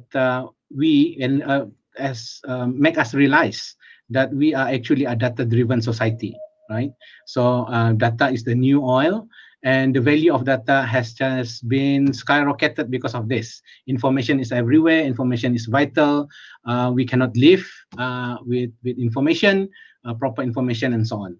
So these are the things that I'm gonna leave you with today. I hope that you've learned something from my sharing today in terms of what is the impact of COVID-19 on innovation and technology, how technology, innovation and technology actually shape our life, and what are our concerns in terms of what changes do we expect, and as well as the security concern. Okay, so for me, because I'm from a security background, so everything ends in terms of how secure they are actually. Right. So with that, thank you so much. I'll end my lecture. Thank you. Assalamualaikum. Waalaikumsalam warahmatullahi wabarakatuh. Thank you very much for an interesting and informative presentation or speech just now, Dr. Basharul, Professor Jiman Tajudin, from Universiti Teknologi of Brunei. So, we can learn something from the speech just now, and still actually waiting for question. If you have a question, sir, to be answered by Dr. Sharul. As for now, I don't see any question yet. Maybe all of us just understand all what Dr. Sharul just said just now. Explained just now. Yeah, we have a question. Is it? Okay. Yeah. Okay, during lockdown, this one is from Muhammad Haris. Yeah. So during lockdown, is it good to stay at home rather than going outside? People start to work from home. So question, what will happen to the employment rate to the current and in the future, Doctor? Right. Okay. Thank you for the question, and I think this is a rather difficult question for me to answer. But this is perhaps some of it will be my personal view on this thing. I mentioned about the opportunity, different opportunities brought by COVID-19 in terms of new technology, new industries, and as well as upskilling and reskilling. We now actually realize that some of us will need to be reskilled, or most probably to upskill. And in terms of unemployment, most probably some people are not employed in one area and so on, but they might most probably be able to seek for employment in other areas, maybe in areas where the opportunities has been brought by COVID-19. And these are, well, the most important thing is for us to actually look at the opportunities of upskilling and reskilling ourselves. Thank you. I hope that partly answered the question. Yeah, we hope so. Yeah, Doctor. Do we have another question? Okay. Okay. Dr. Sharul? Yes. This pandemic is the useful pain to encourage our passion to technology. What do you think? Yes. Yeah. I think I've point out this point in my lecture just now, that, well, although it is unfortunate for us to endure the unleashing of COVID-19 and its impact and so on, of course it's painful and so on. Of course, it also helps us in terms of encouraging us to build up on our patience, or maybe in our contribution to technology, how we use technology, how do we think that technology can help us and so on. It's unavoidable that actually now we are living with technology. We cannot be separated with technology.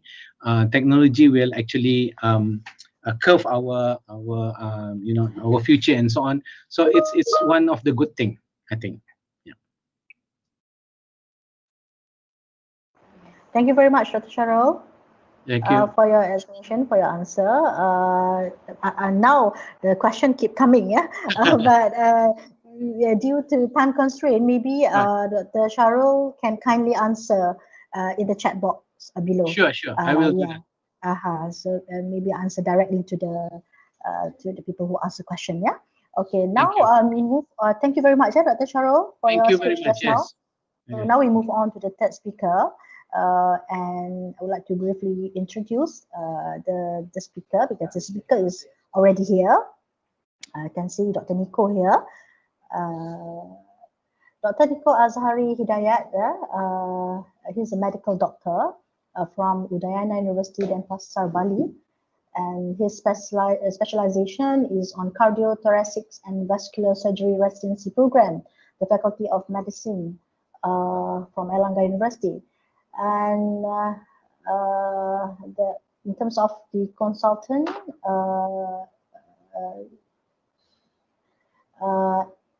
clinical fellowship and training vascular and endovascular surgery, University Medic Centrum from Netherlands. And the current clinical work is on cardiothoracic and vascular surgeon, Universitas Airlangga Hospital. And he's also a head department of engineering, faculty of advanced technology and multidisciplinary, University of Airlangga. founder and conceptor of Vascular Indonesia, National Telehealth Platform, and also board of Indonesian Health Association and Indonesian Association Telemedicine. So it's now my great pleasure to invite our last speaker, Dr. Niko Azhari, Head of Department of Engineering, Faculty of Advanced Technology and Multidisciplinary, Universitas Airlangga. Please welcome. Assalamualaikum warahmatullahi wabarakatuh. Waalaikumsalam. Yeah. Okay, good afternoon, everyone. Okay, I will share my slides.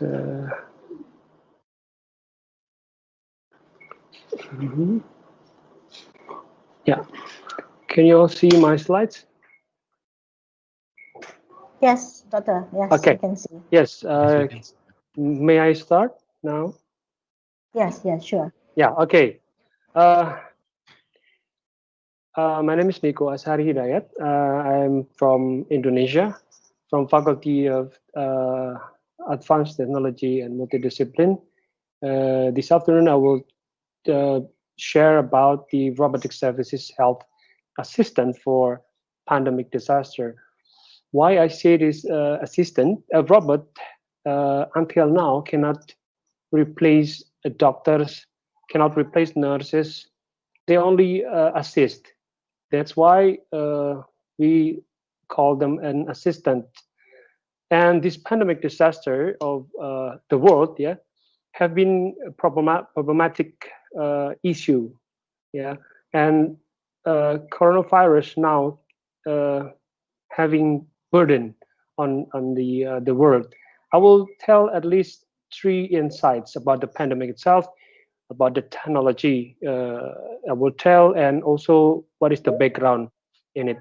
For the pandemic, of course, 14 October, 235 countries have been infected, and 1,083,234 confirmed of deaths because of the COVID pandemic, and 38 million confirmed cases of COVID. Now the diagram is quite sloping, but it's not so relief.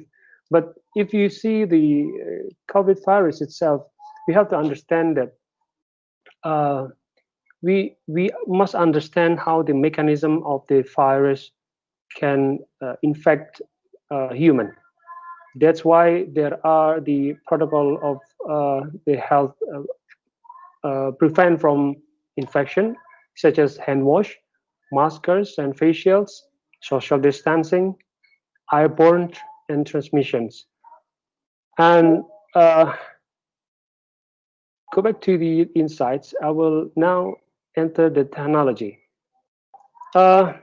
In our faculty of Teknologi Maju and Multidisiplin at Universitas Airlangga, we are developing at least now 5 study program. One of these is Teknik Robotika and Artificial Intelligence.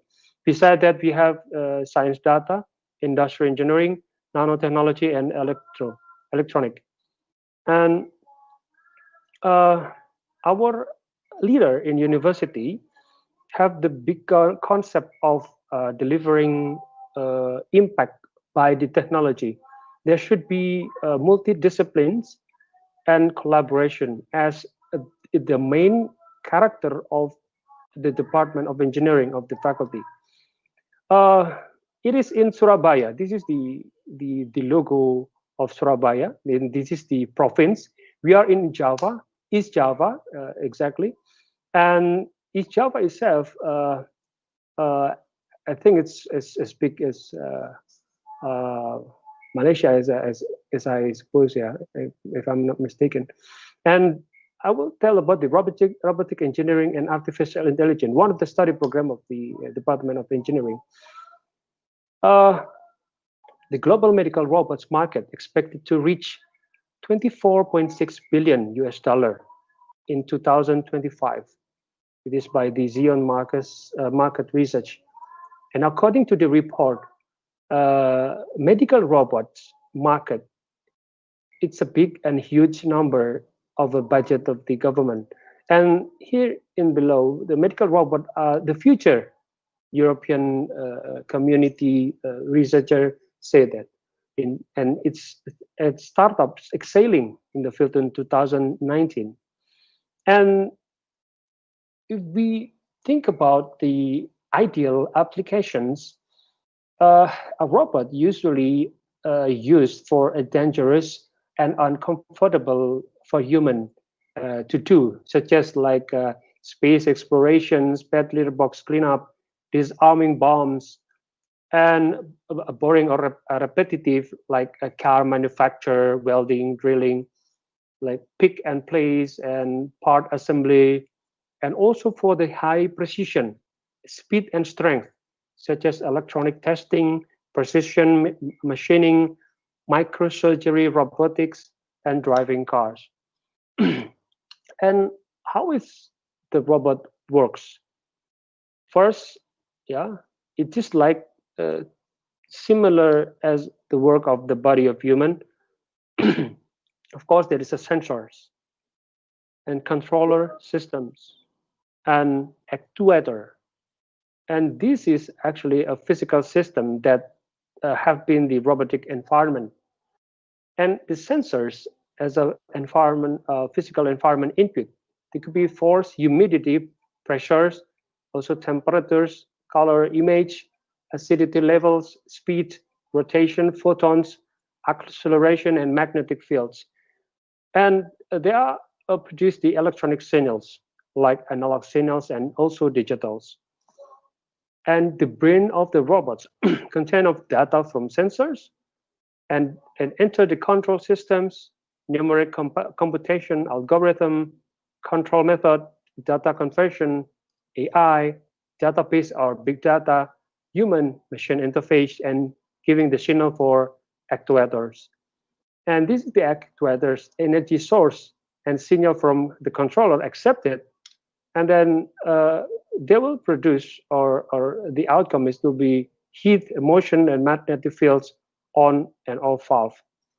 And if the complete robotic system, there's be mechanical construction, sensors, control system, and actuator, and related to electronic system, and also can networking and software and physical system of the robots. This is one some of the example of robot in the world that we have been also observed at the advance of the robotic world. Yeah, where with the 4 legs, 2 legs, they can able to walk, they can able to jump, they can able to absorb the environment conditions, the response. Also, they already do the repetitive task, such as lifting things. Yeah, and it is quite interesting now how robotic technology getting more developed in the world. Yeah, and it is giving us enthusiasm to think whether can be robot used to help for these COVID-19 pandemic problems. Yeah.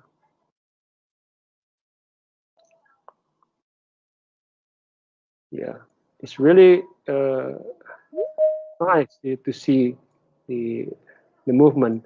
And if we talk about the Universitas Airlangga, we actually quite new faculty, but since we have already our own hospital as our labs to do the robotics, we can build health life science. This is actually the big theme of our university, life science. That's why our leader in university support us to do as much as thing to build life science. And it is feasible and in evidence because it's needed. Our university hospital, Rumah Sakit Universitas Airlangga, now one of the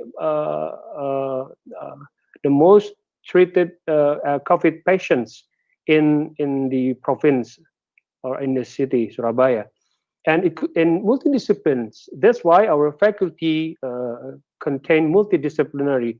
There are pharmacists, there are technologists, there are medical, there are also economy and business person. Yeah, that's why innovation should be built by the multidiscipline.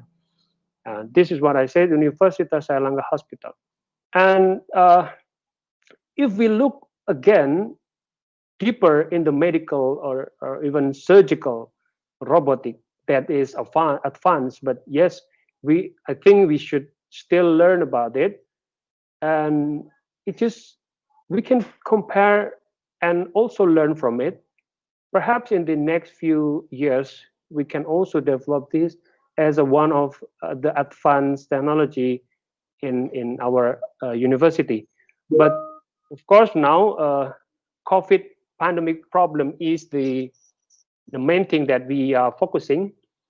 That's why we are trying to think that if you understand that 26% of the COVID infection patient is in the intensive care unit. That's why we try to treat the patient in the ICU corona with ventilator. We don't want our health employee to be infected because they are having the risk factors, the highest risk factors, because they are touch patient every day. That's why we try to build one simple assistant robot to deliver foods and drugs. Yeah, to go to the units, isolation units, so that's the health employee would not be so afraid of in getting infected or using APDs, using gown, sterile, because using them, the gown, if we are careless, can be transmission of the infections. And this robot is we can still control it by monitoring in our dashboard. Yeah, this is our robot. We call it Raisa. Yeah, and this is we keep designing every form. Yeah, so we are getting closer to the humanoid form, but now we can still use it as a standard form. And this is the next robot. We call it ARTA, Airlangga Robotic Triage Assistant. This is what we built after we think that beside those 26% of the patient, we have 60% above patient that look normal, but they are infectious. That's why we built one robot to exclude the risk factors. And we put sensors, we put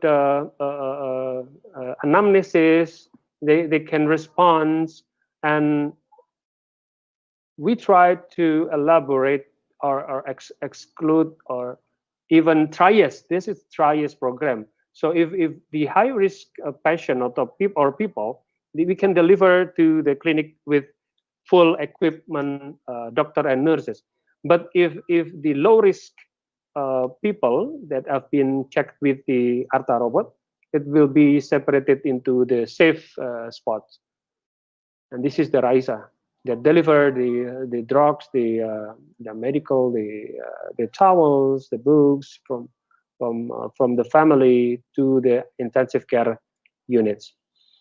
Yeah, and also we also with ITS Surabaya, we are collaborating too, also for the smart infusion pumps for drug delivery, so that once again for the health employee would not need to close contact with the patients inside of the isolation room. And yeah, with mobile apps. Yeah, and this is also one other robots that can spread the ultraviolet to kill virus and also bacteria. And this is one message. Yeah, design the best creativity.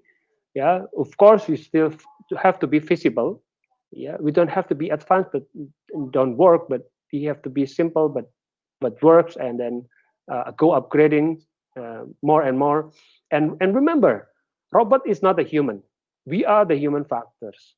That's why probably I'm as a clinician also in the team. We should remember giving impact to people is to help to cure their sick or their disease. And the last insight probably, if this ATU network is maybe most of them is technologies. I hope there will be also medical doctors here, and this is where I come from. I'm from the medical faculty of medicine, Universitas Airlangga, and this is our hospital that I said before. This is the laboratory labs, one of the biggest hospital in the city of Surabaya. And this is FTMM. This is the Fakultas Teknologi Maju and Multidisiplin Universitas Airlangga. And when these three collapse in collaborations, this make empower our even bigger impact. And of course, we have to build a good concept. What is good concept actually? Because concept is technology harmonization. Because if we are dealing with patients, patient is a human. Human will need to be listen, to be paying attention, to be feel, or even they are human, right? I mean, they don't need robotic all the time, 24/7, but they need us as a human to treat human. And this is one of may I also share about what our technology in telemedicine in Surabaya and Universitas Airlangga. We have a vascular and kaki diabetes, diabetic foot, is varicose vein, also aviation. And this is also we built also virtual reality for vascular anatomy learning. I hope we can also later on blend it to one of the robot as education tool for medical students in Indonesia. And this is also we built our startup apps, Varices, Avision, and Kaki Diabetes. One of them is we have been pitch battle in Switzerland, and yeah, it's also I think it's also one of the topics that ATU-Net also pursue as an entrepreneurship beside the technology. And of course, by the pandemic, we should also use the telemedicine. And this is me. I'm a lecturer. I'm a medical doctor inside the Faculty of Technology. And also, I'm a medical entrepreneurship. I'm a big fan of health tech. And now I'm a head department of engineering, Faculty of Advanced Technology and Multidiscipline. This actually telling about the human factor. Human factor is essential. Robot is nice, robot is good, but still human factor is the most essential thing that control everything. And we are as a builder, yeah, we are a designer of the technology, should maintain every single act of the robots. Create your best creativity, and you are the human leading factors pursuing higher impacts. Assalamualaikum warahmatullahi wabarakatuh.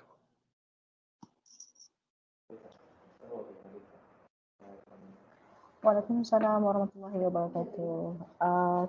Thank you very much, Dr. Nico, for your interesting and informative presentation just now. Yeah, we received one question to be answered by Dr. Nico. Will the from Nur Fatihah from UniMAP. Yes. Yes, Will the please. computer system that operates the AI utilize full use of electricity to operate, assuming there is a power shortage? And how will the AI continue to operate? Will it hinder the operation? In this case, will there be any contingency plan that prevents the system from paralyzing? Doctor. Yes, thank you very much for the question. Electricity is one of the main supportive factors that we should assure beside of the internet. Yeah, so that's why when we tried to run the robot in the Universitas Airlangga hospital, we are assured by the electricity, by the backups. Yeah? We prepare double or even triple backup. There are gensets, big gensets, and also the hospital now getting prepared with the eco electricity power supply. So that's why we assure that the electricity won't be the burden if something happens. And of course, AI, one of the we put on the technology to collaborate together, whether it's up and down of the electricity, we could find it on AI technology. Thank you. Thank you very much for your answer, Dr. Nico, your explanation.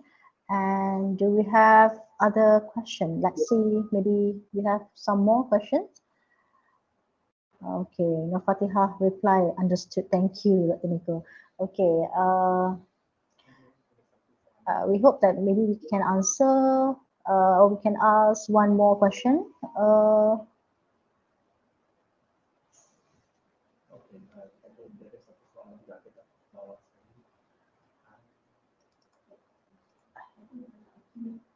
Okay, from Hana Akilah, University of Airlangga.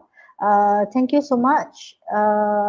Okay, what do you think about some of the clinicians nowadays that not really open to robotic services yet? And how much do you think it matters, Doctor? Yeah, well, this is really interesting statement, Hana Akila. That's why the problem people or in Indonesia, technologists, medical, business, we are not together. We are separated. When I was in Europe, doctors, technologists, and businessmen is collaborated very nice. That's why I'm now in the technologies area now. Of course, I would like to blend each of them to support their works together, because we cannot dealing like by ourselves. Yeah, I've once in IGN with my colleagues in Institut Jantung Negara. They are doing operation cardiac surgery, but if one technologist jump there and find something like okay, I will shorten your surgery, I will help by the technology, I think it would be great, right? I mean, it's our homework actually, Hana Akila. That's why the homework of this network probably to collaborating each of the part. Thank you. Thank you very much, Dr. Nico, for your answer, your explanation just now. I didn't receive any question yet. Maybe do you have time for another question. We're still waiting for the question.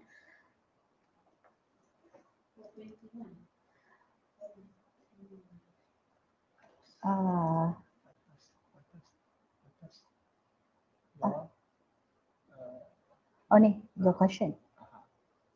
Okay. We have another question. Yeah. How to combine robotic and AI and exploit the benefits in combating the COVID-19 pandemic? Is it possible to fully automate COVID-19 virus detection and care for the sick with robots to contain the spread of the virus? Doctor.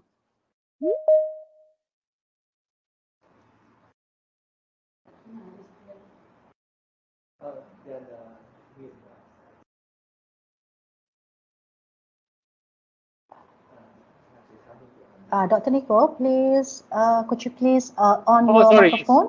Yeah. Thank you. Yeah, well, we are trying still on progress or to find or detect the virus earlier by using the imaging technology, because in our department is also there is a imaging study program that having research about the how to find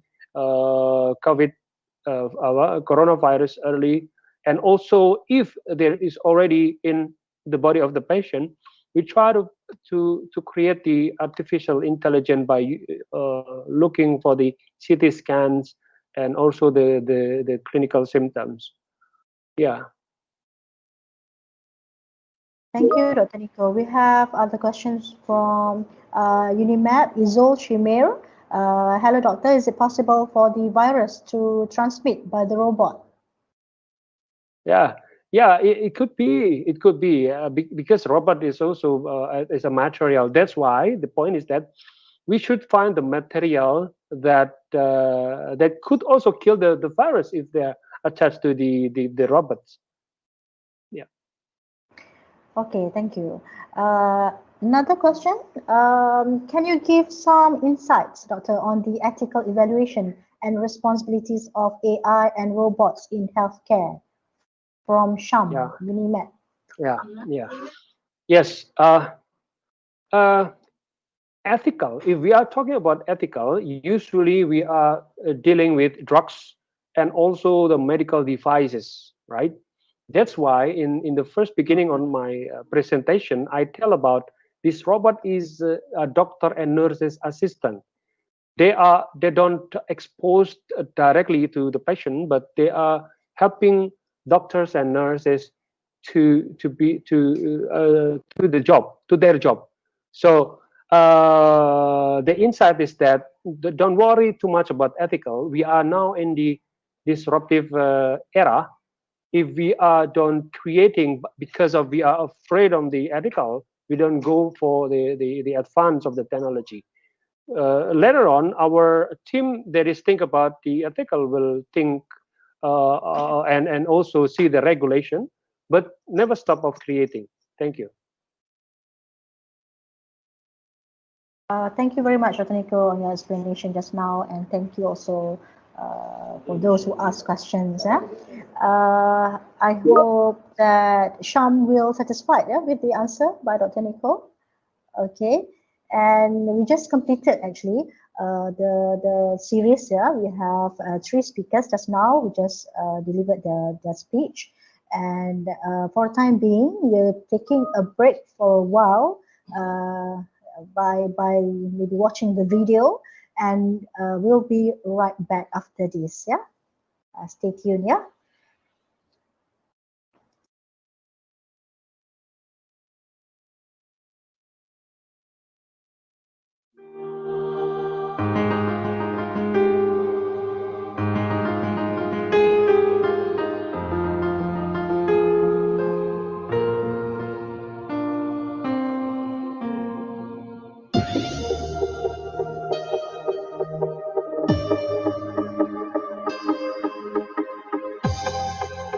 UniMAP, leading engineering and technology for humanity. In 2002, the ministry approved the establishment of College Universiti Kejuruteraan Utara Malaysia, KUKUM, the 17th public university in Malaysia.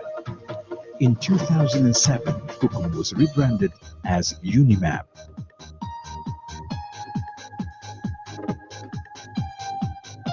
UniMAP offers programs of study leading to the award of diploma, bachelor's, master's, and PhD degrees.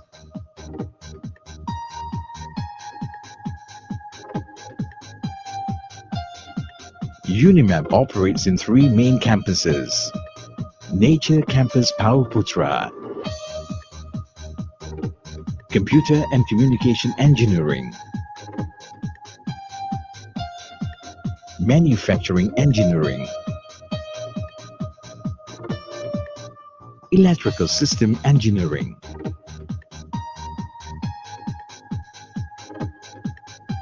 Microelectronic Engineering,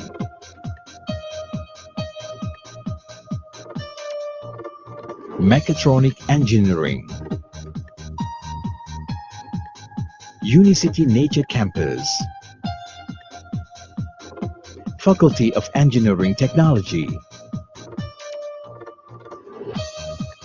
School of Diploma Studies,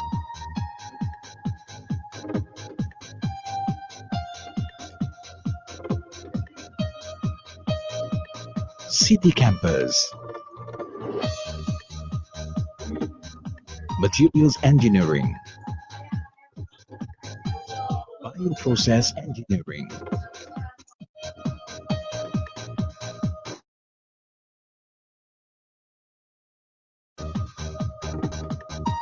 Business Innovation and Technopreneurship, Human Development and Techno-Communication.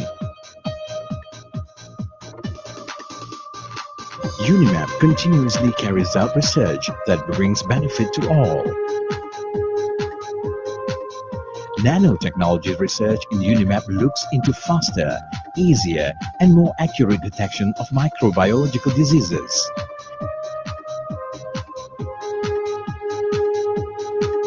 The HPV-CC kit has high sensitivity that allows early detection of cervical cancer through saliva.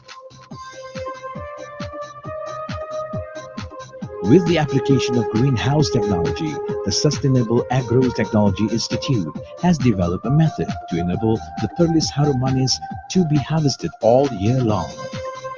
A greenhouse monitoring system has been built to regulate temperature, humidity, and level of carbon dioxide to create an environment conducive for the growth and maturity of the fruits.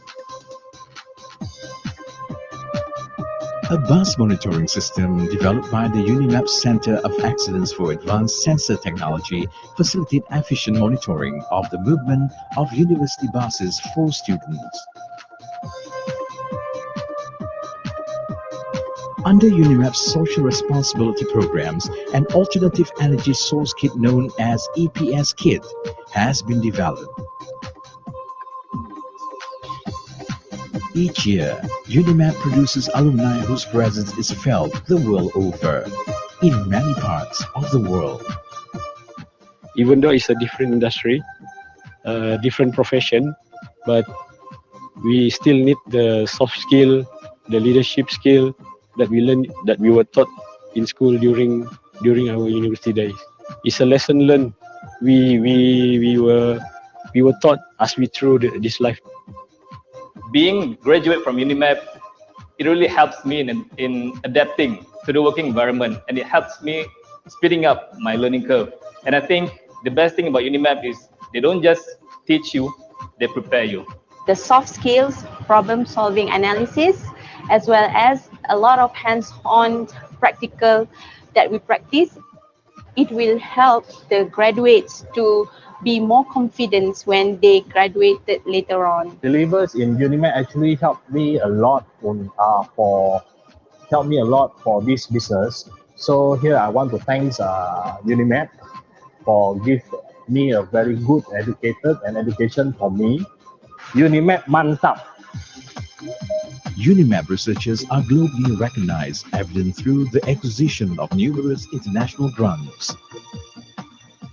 UniMAP is my first choice because the programs offered here are focused and they fulfill the expectation of the industry.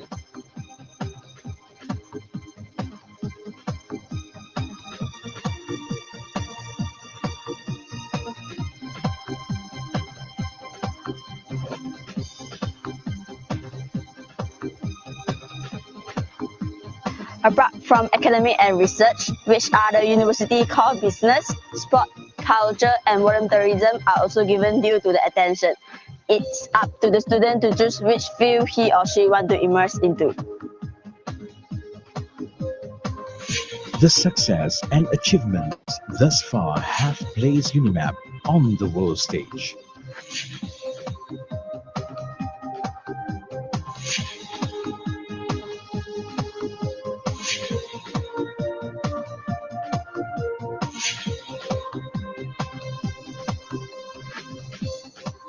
We are proud of our numerous achievements, including being recognized as the world's top 700.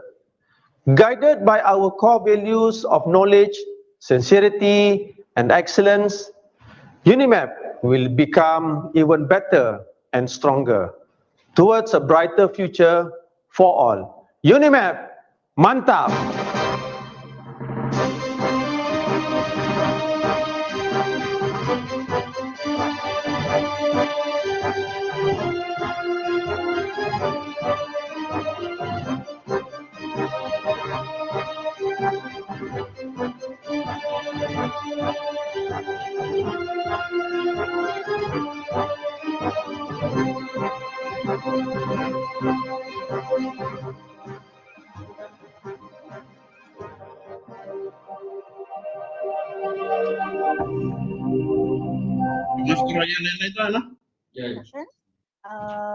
I would like to welcome the Vice Chancellor of Universiti Malaysia Perlis, UniMAP, Professor Engineer Technologist Dr. R. Badlisha Ahmad in the session.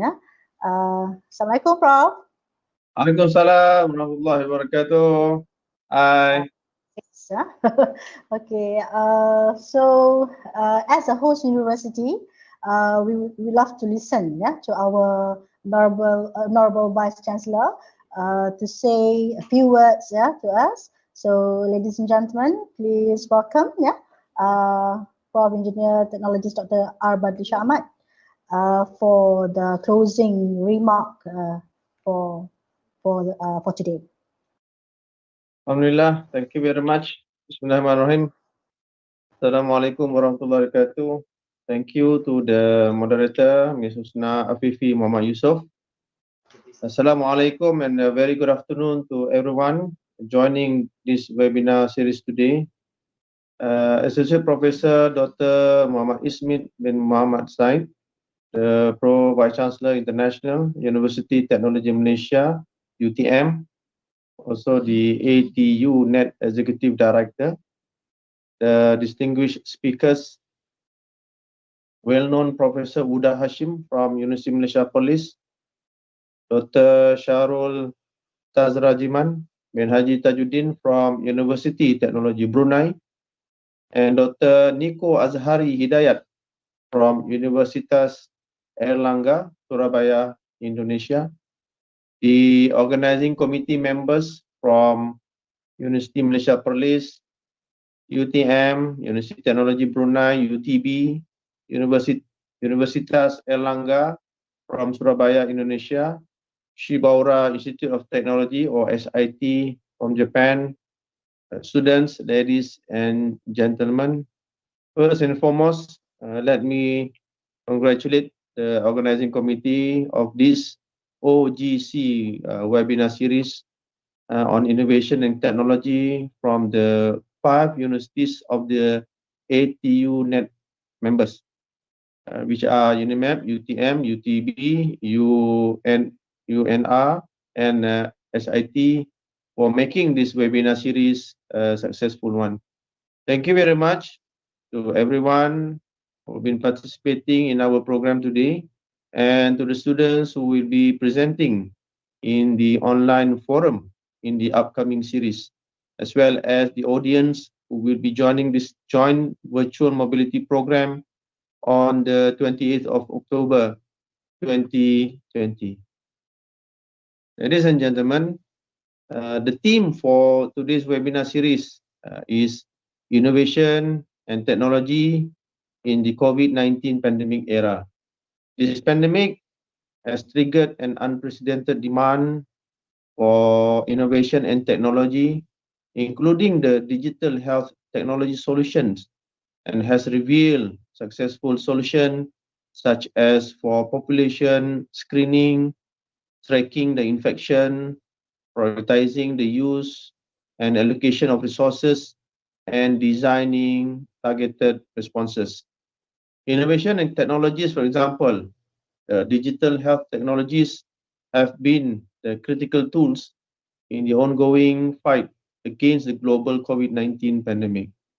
Artificial intelligence or AI, big data, 5G and robotics have provided valuable and innovative solutions for patient treatment, frontline protection, risk reduction, communication, and improved quality of living under lockdown as the world continues to battle the COVID-19 pandemic.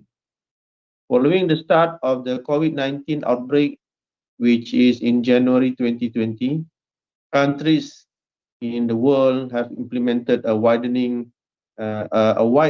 strategy to control and contain the virus.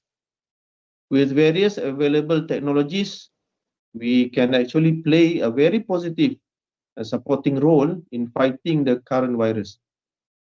The technology has provided innovative solutions for medical requirements. These include using the AI and big data to support risk assessment through case tracking and modeling, or increasing the efficiency in diagnosis and treatment of patients through 5G-enabled telemedicine. AI can also play a huge role in assistive diagnosis. Recently, we witnessed new system developed by scientists and engineers who used medical knowledge atlas and deep learning algorithm that can process dozens of high-resolution CAT scans, rapidly screening large quantities of case data in seconds, thereby dramatically reducing the time needed to reach diagnosis. The results are in line with those of a chief hospital physicians. Some deployed robots to provide support to frontline health workers in the field. We can also see the applications of robots in our daily life before the outbreak. But during this very special period, the role of the robots has been greatly amplified and also recognized by the public. These robots can disinfect hospital wards, measure patients' temperature, and distribute medical supplies, reducing the workload of medical staff and the risk of cross-infection. And on top of that, this pandemic has also increased the internet resilience and its capacity in most of the countries in the world. Digital technologies and the internet facilities have been improved and enhanced to support the sudden and increased demand for remote applications and transforming technology capabilities to enable continuous work and study while supporting epidemic prevention during the pandemic for tens of thousands of households. System on the cloud not only included the system in hospital and laboratory information, but also been widely used for administrative information, online business, financial management, and customer service in order to make life better during the pandemic. In Malaysia, the recent development of the pandemic shows that there is an increase of COVID-infected cases in certain locations and states. Hence, the government of Malaysia has taken a targeted approach by implementing enhanced movement control order or targeted movement control order which are being enforced in several locations.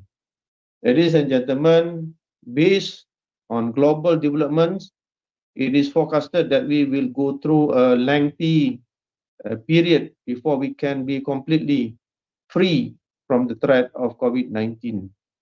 And the fear of coronavirus has confined people as a means of slowing down the spread of the infectious virus.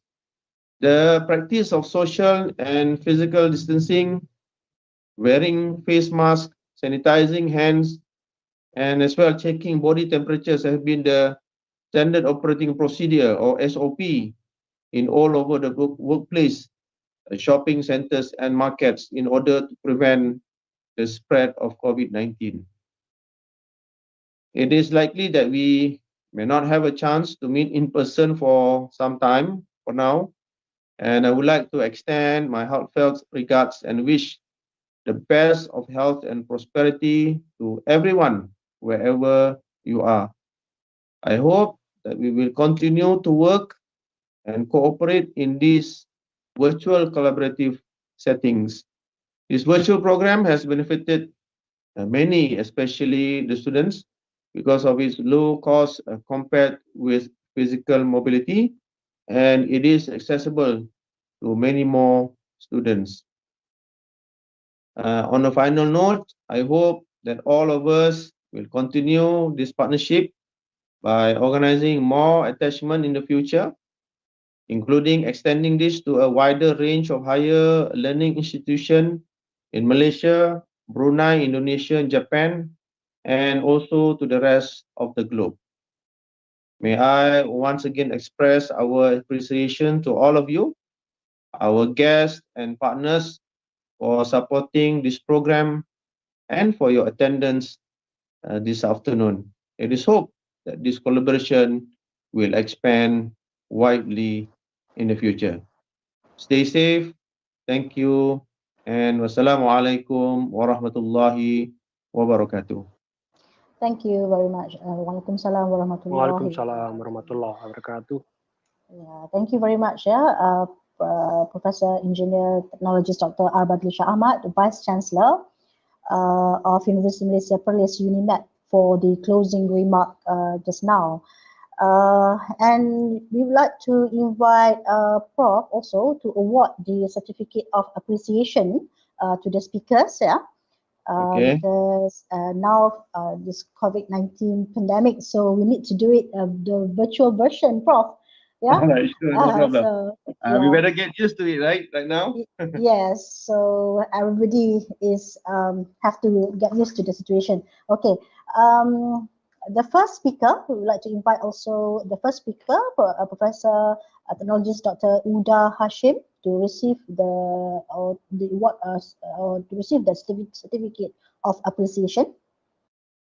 Thank you, Prof. Thank you.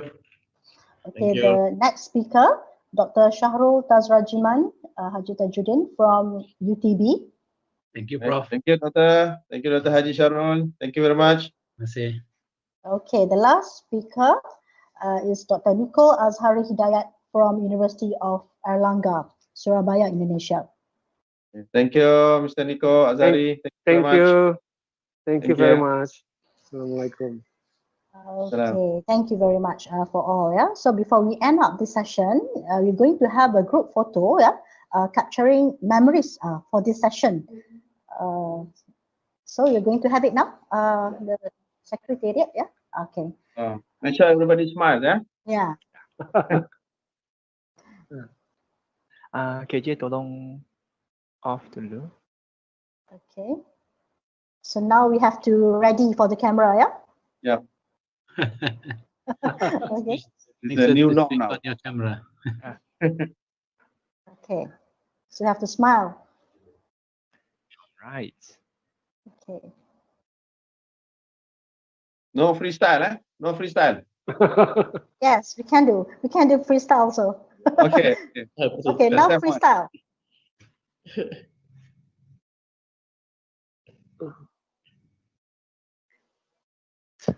All right. Sorry. Let us let's wait for more people to join us. I think Oh. they are still switching on their camera. Oh, Yeah. okay. Not all Yeah. join. Okay.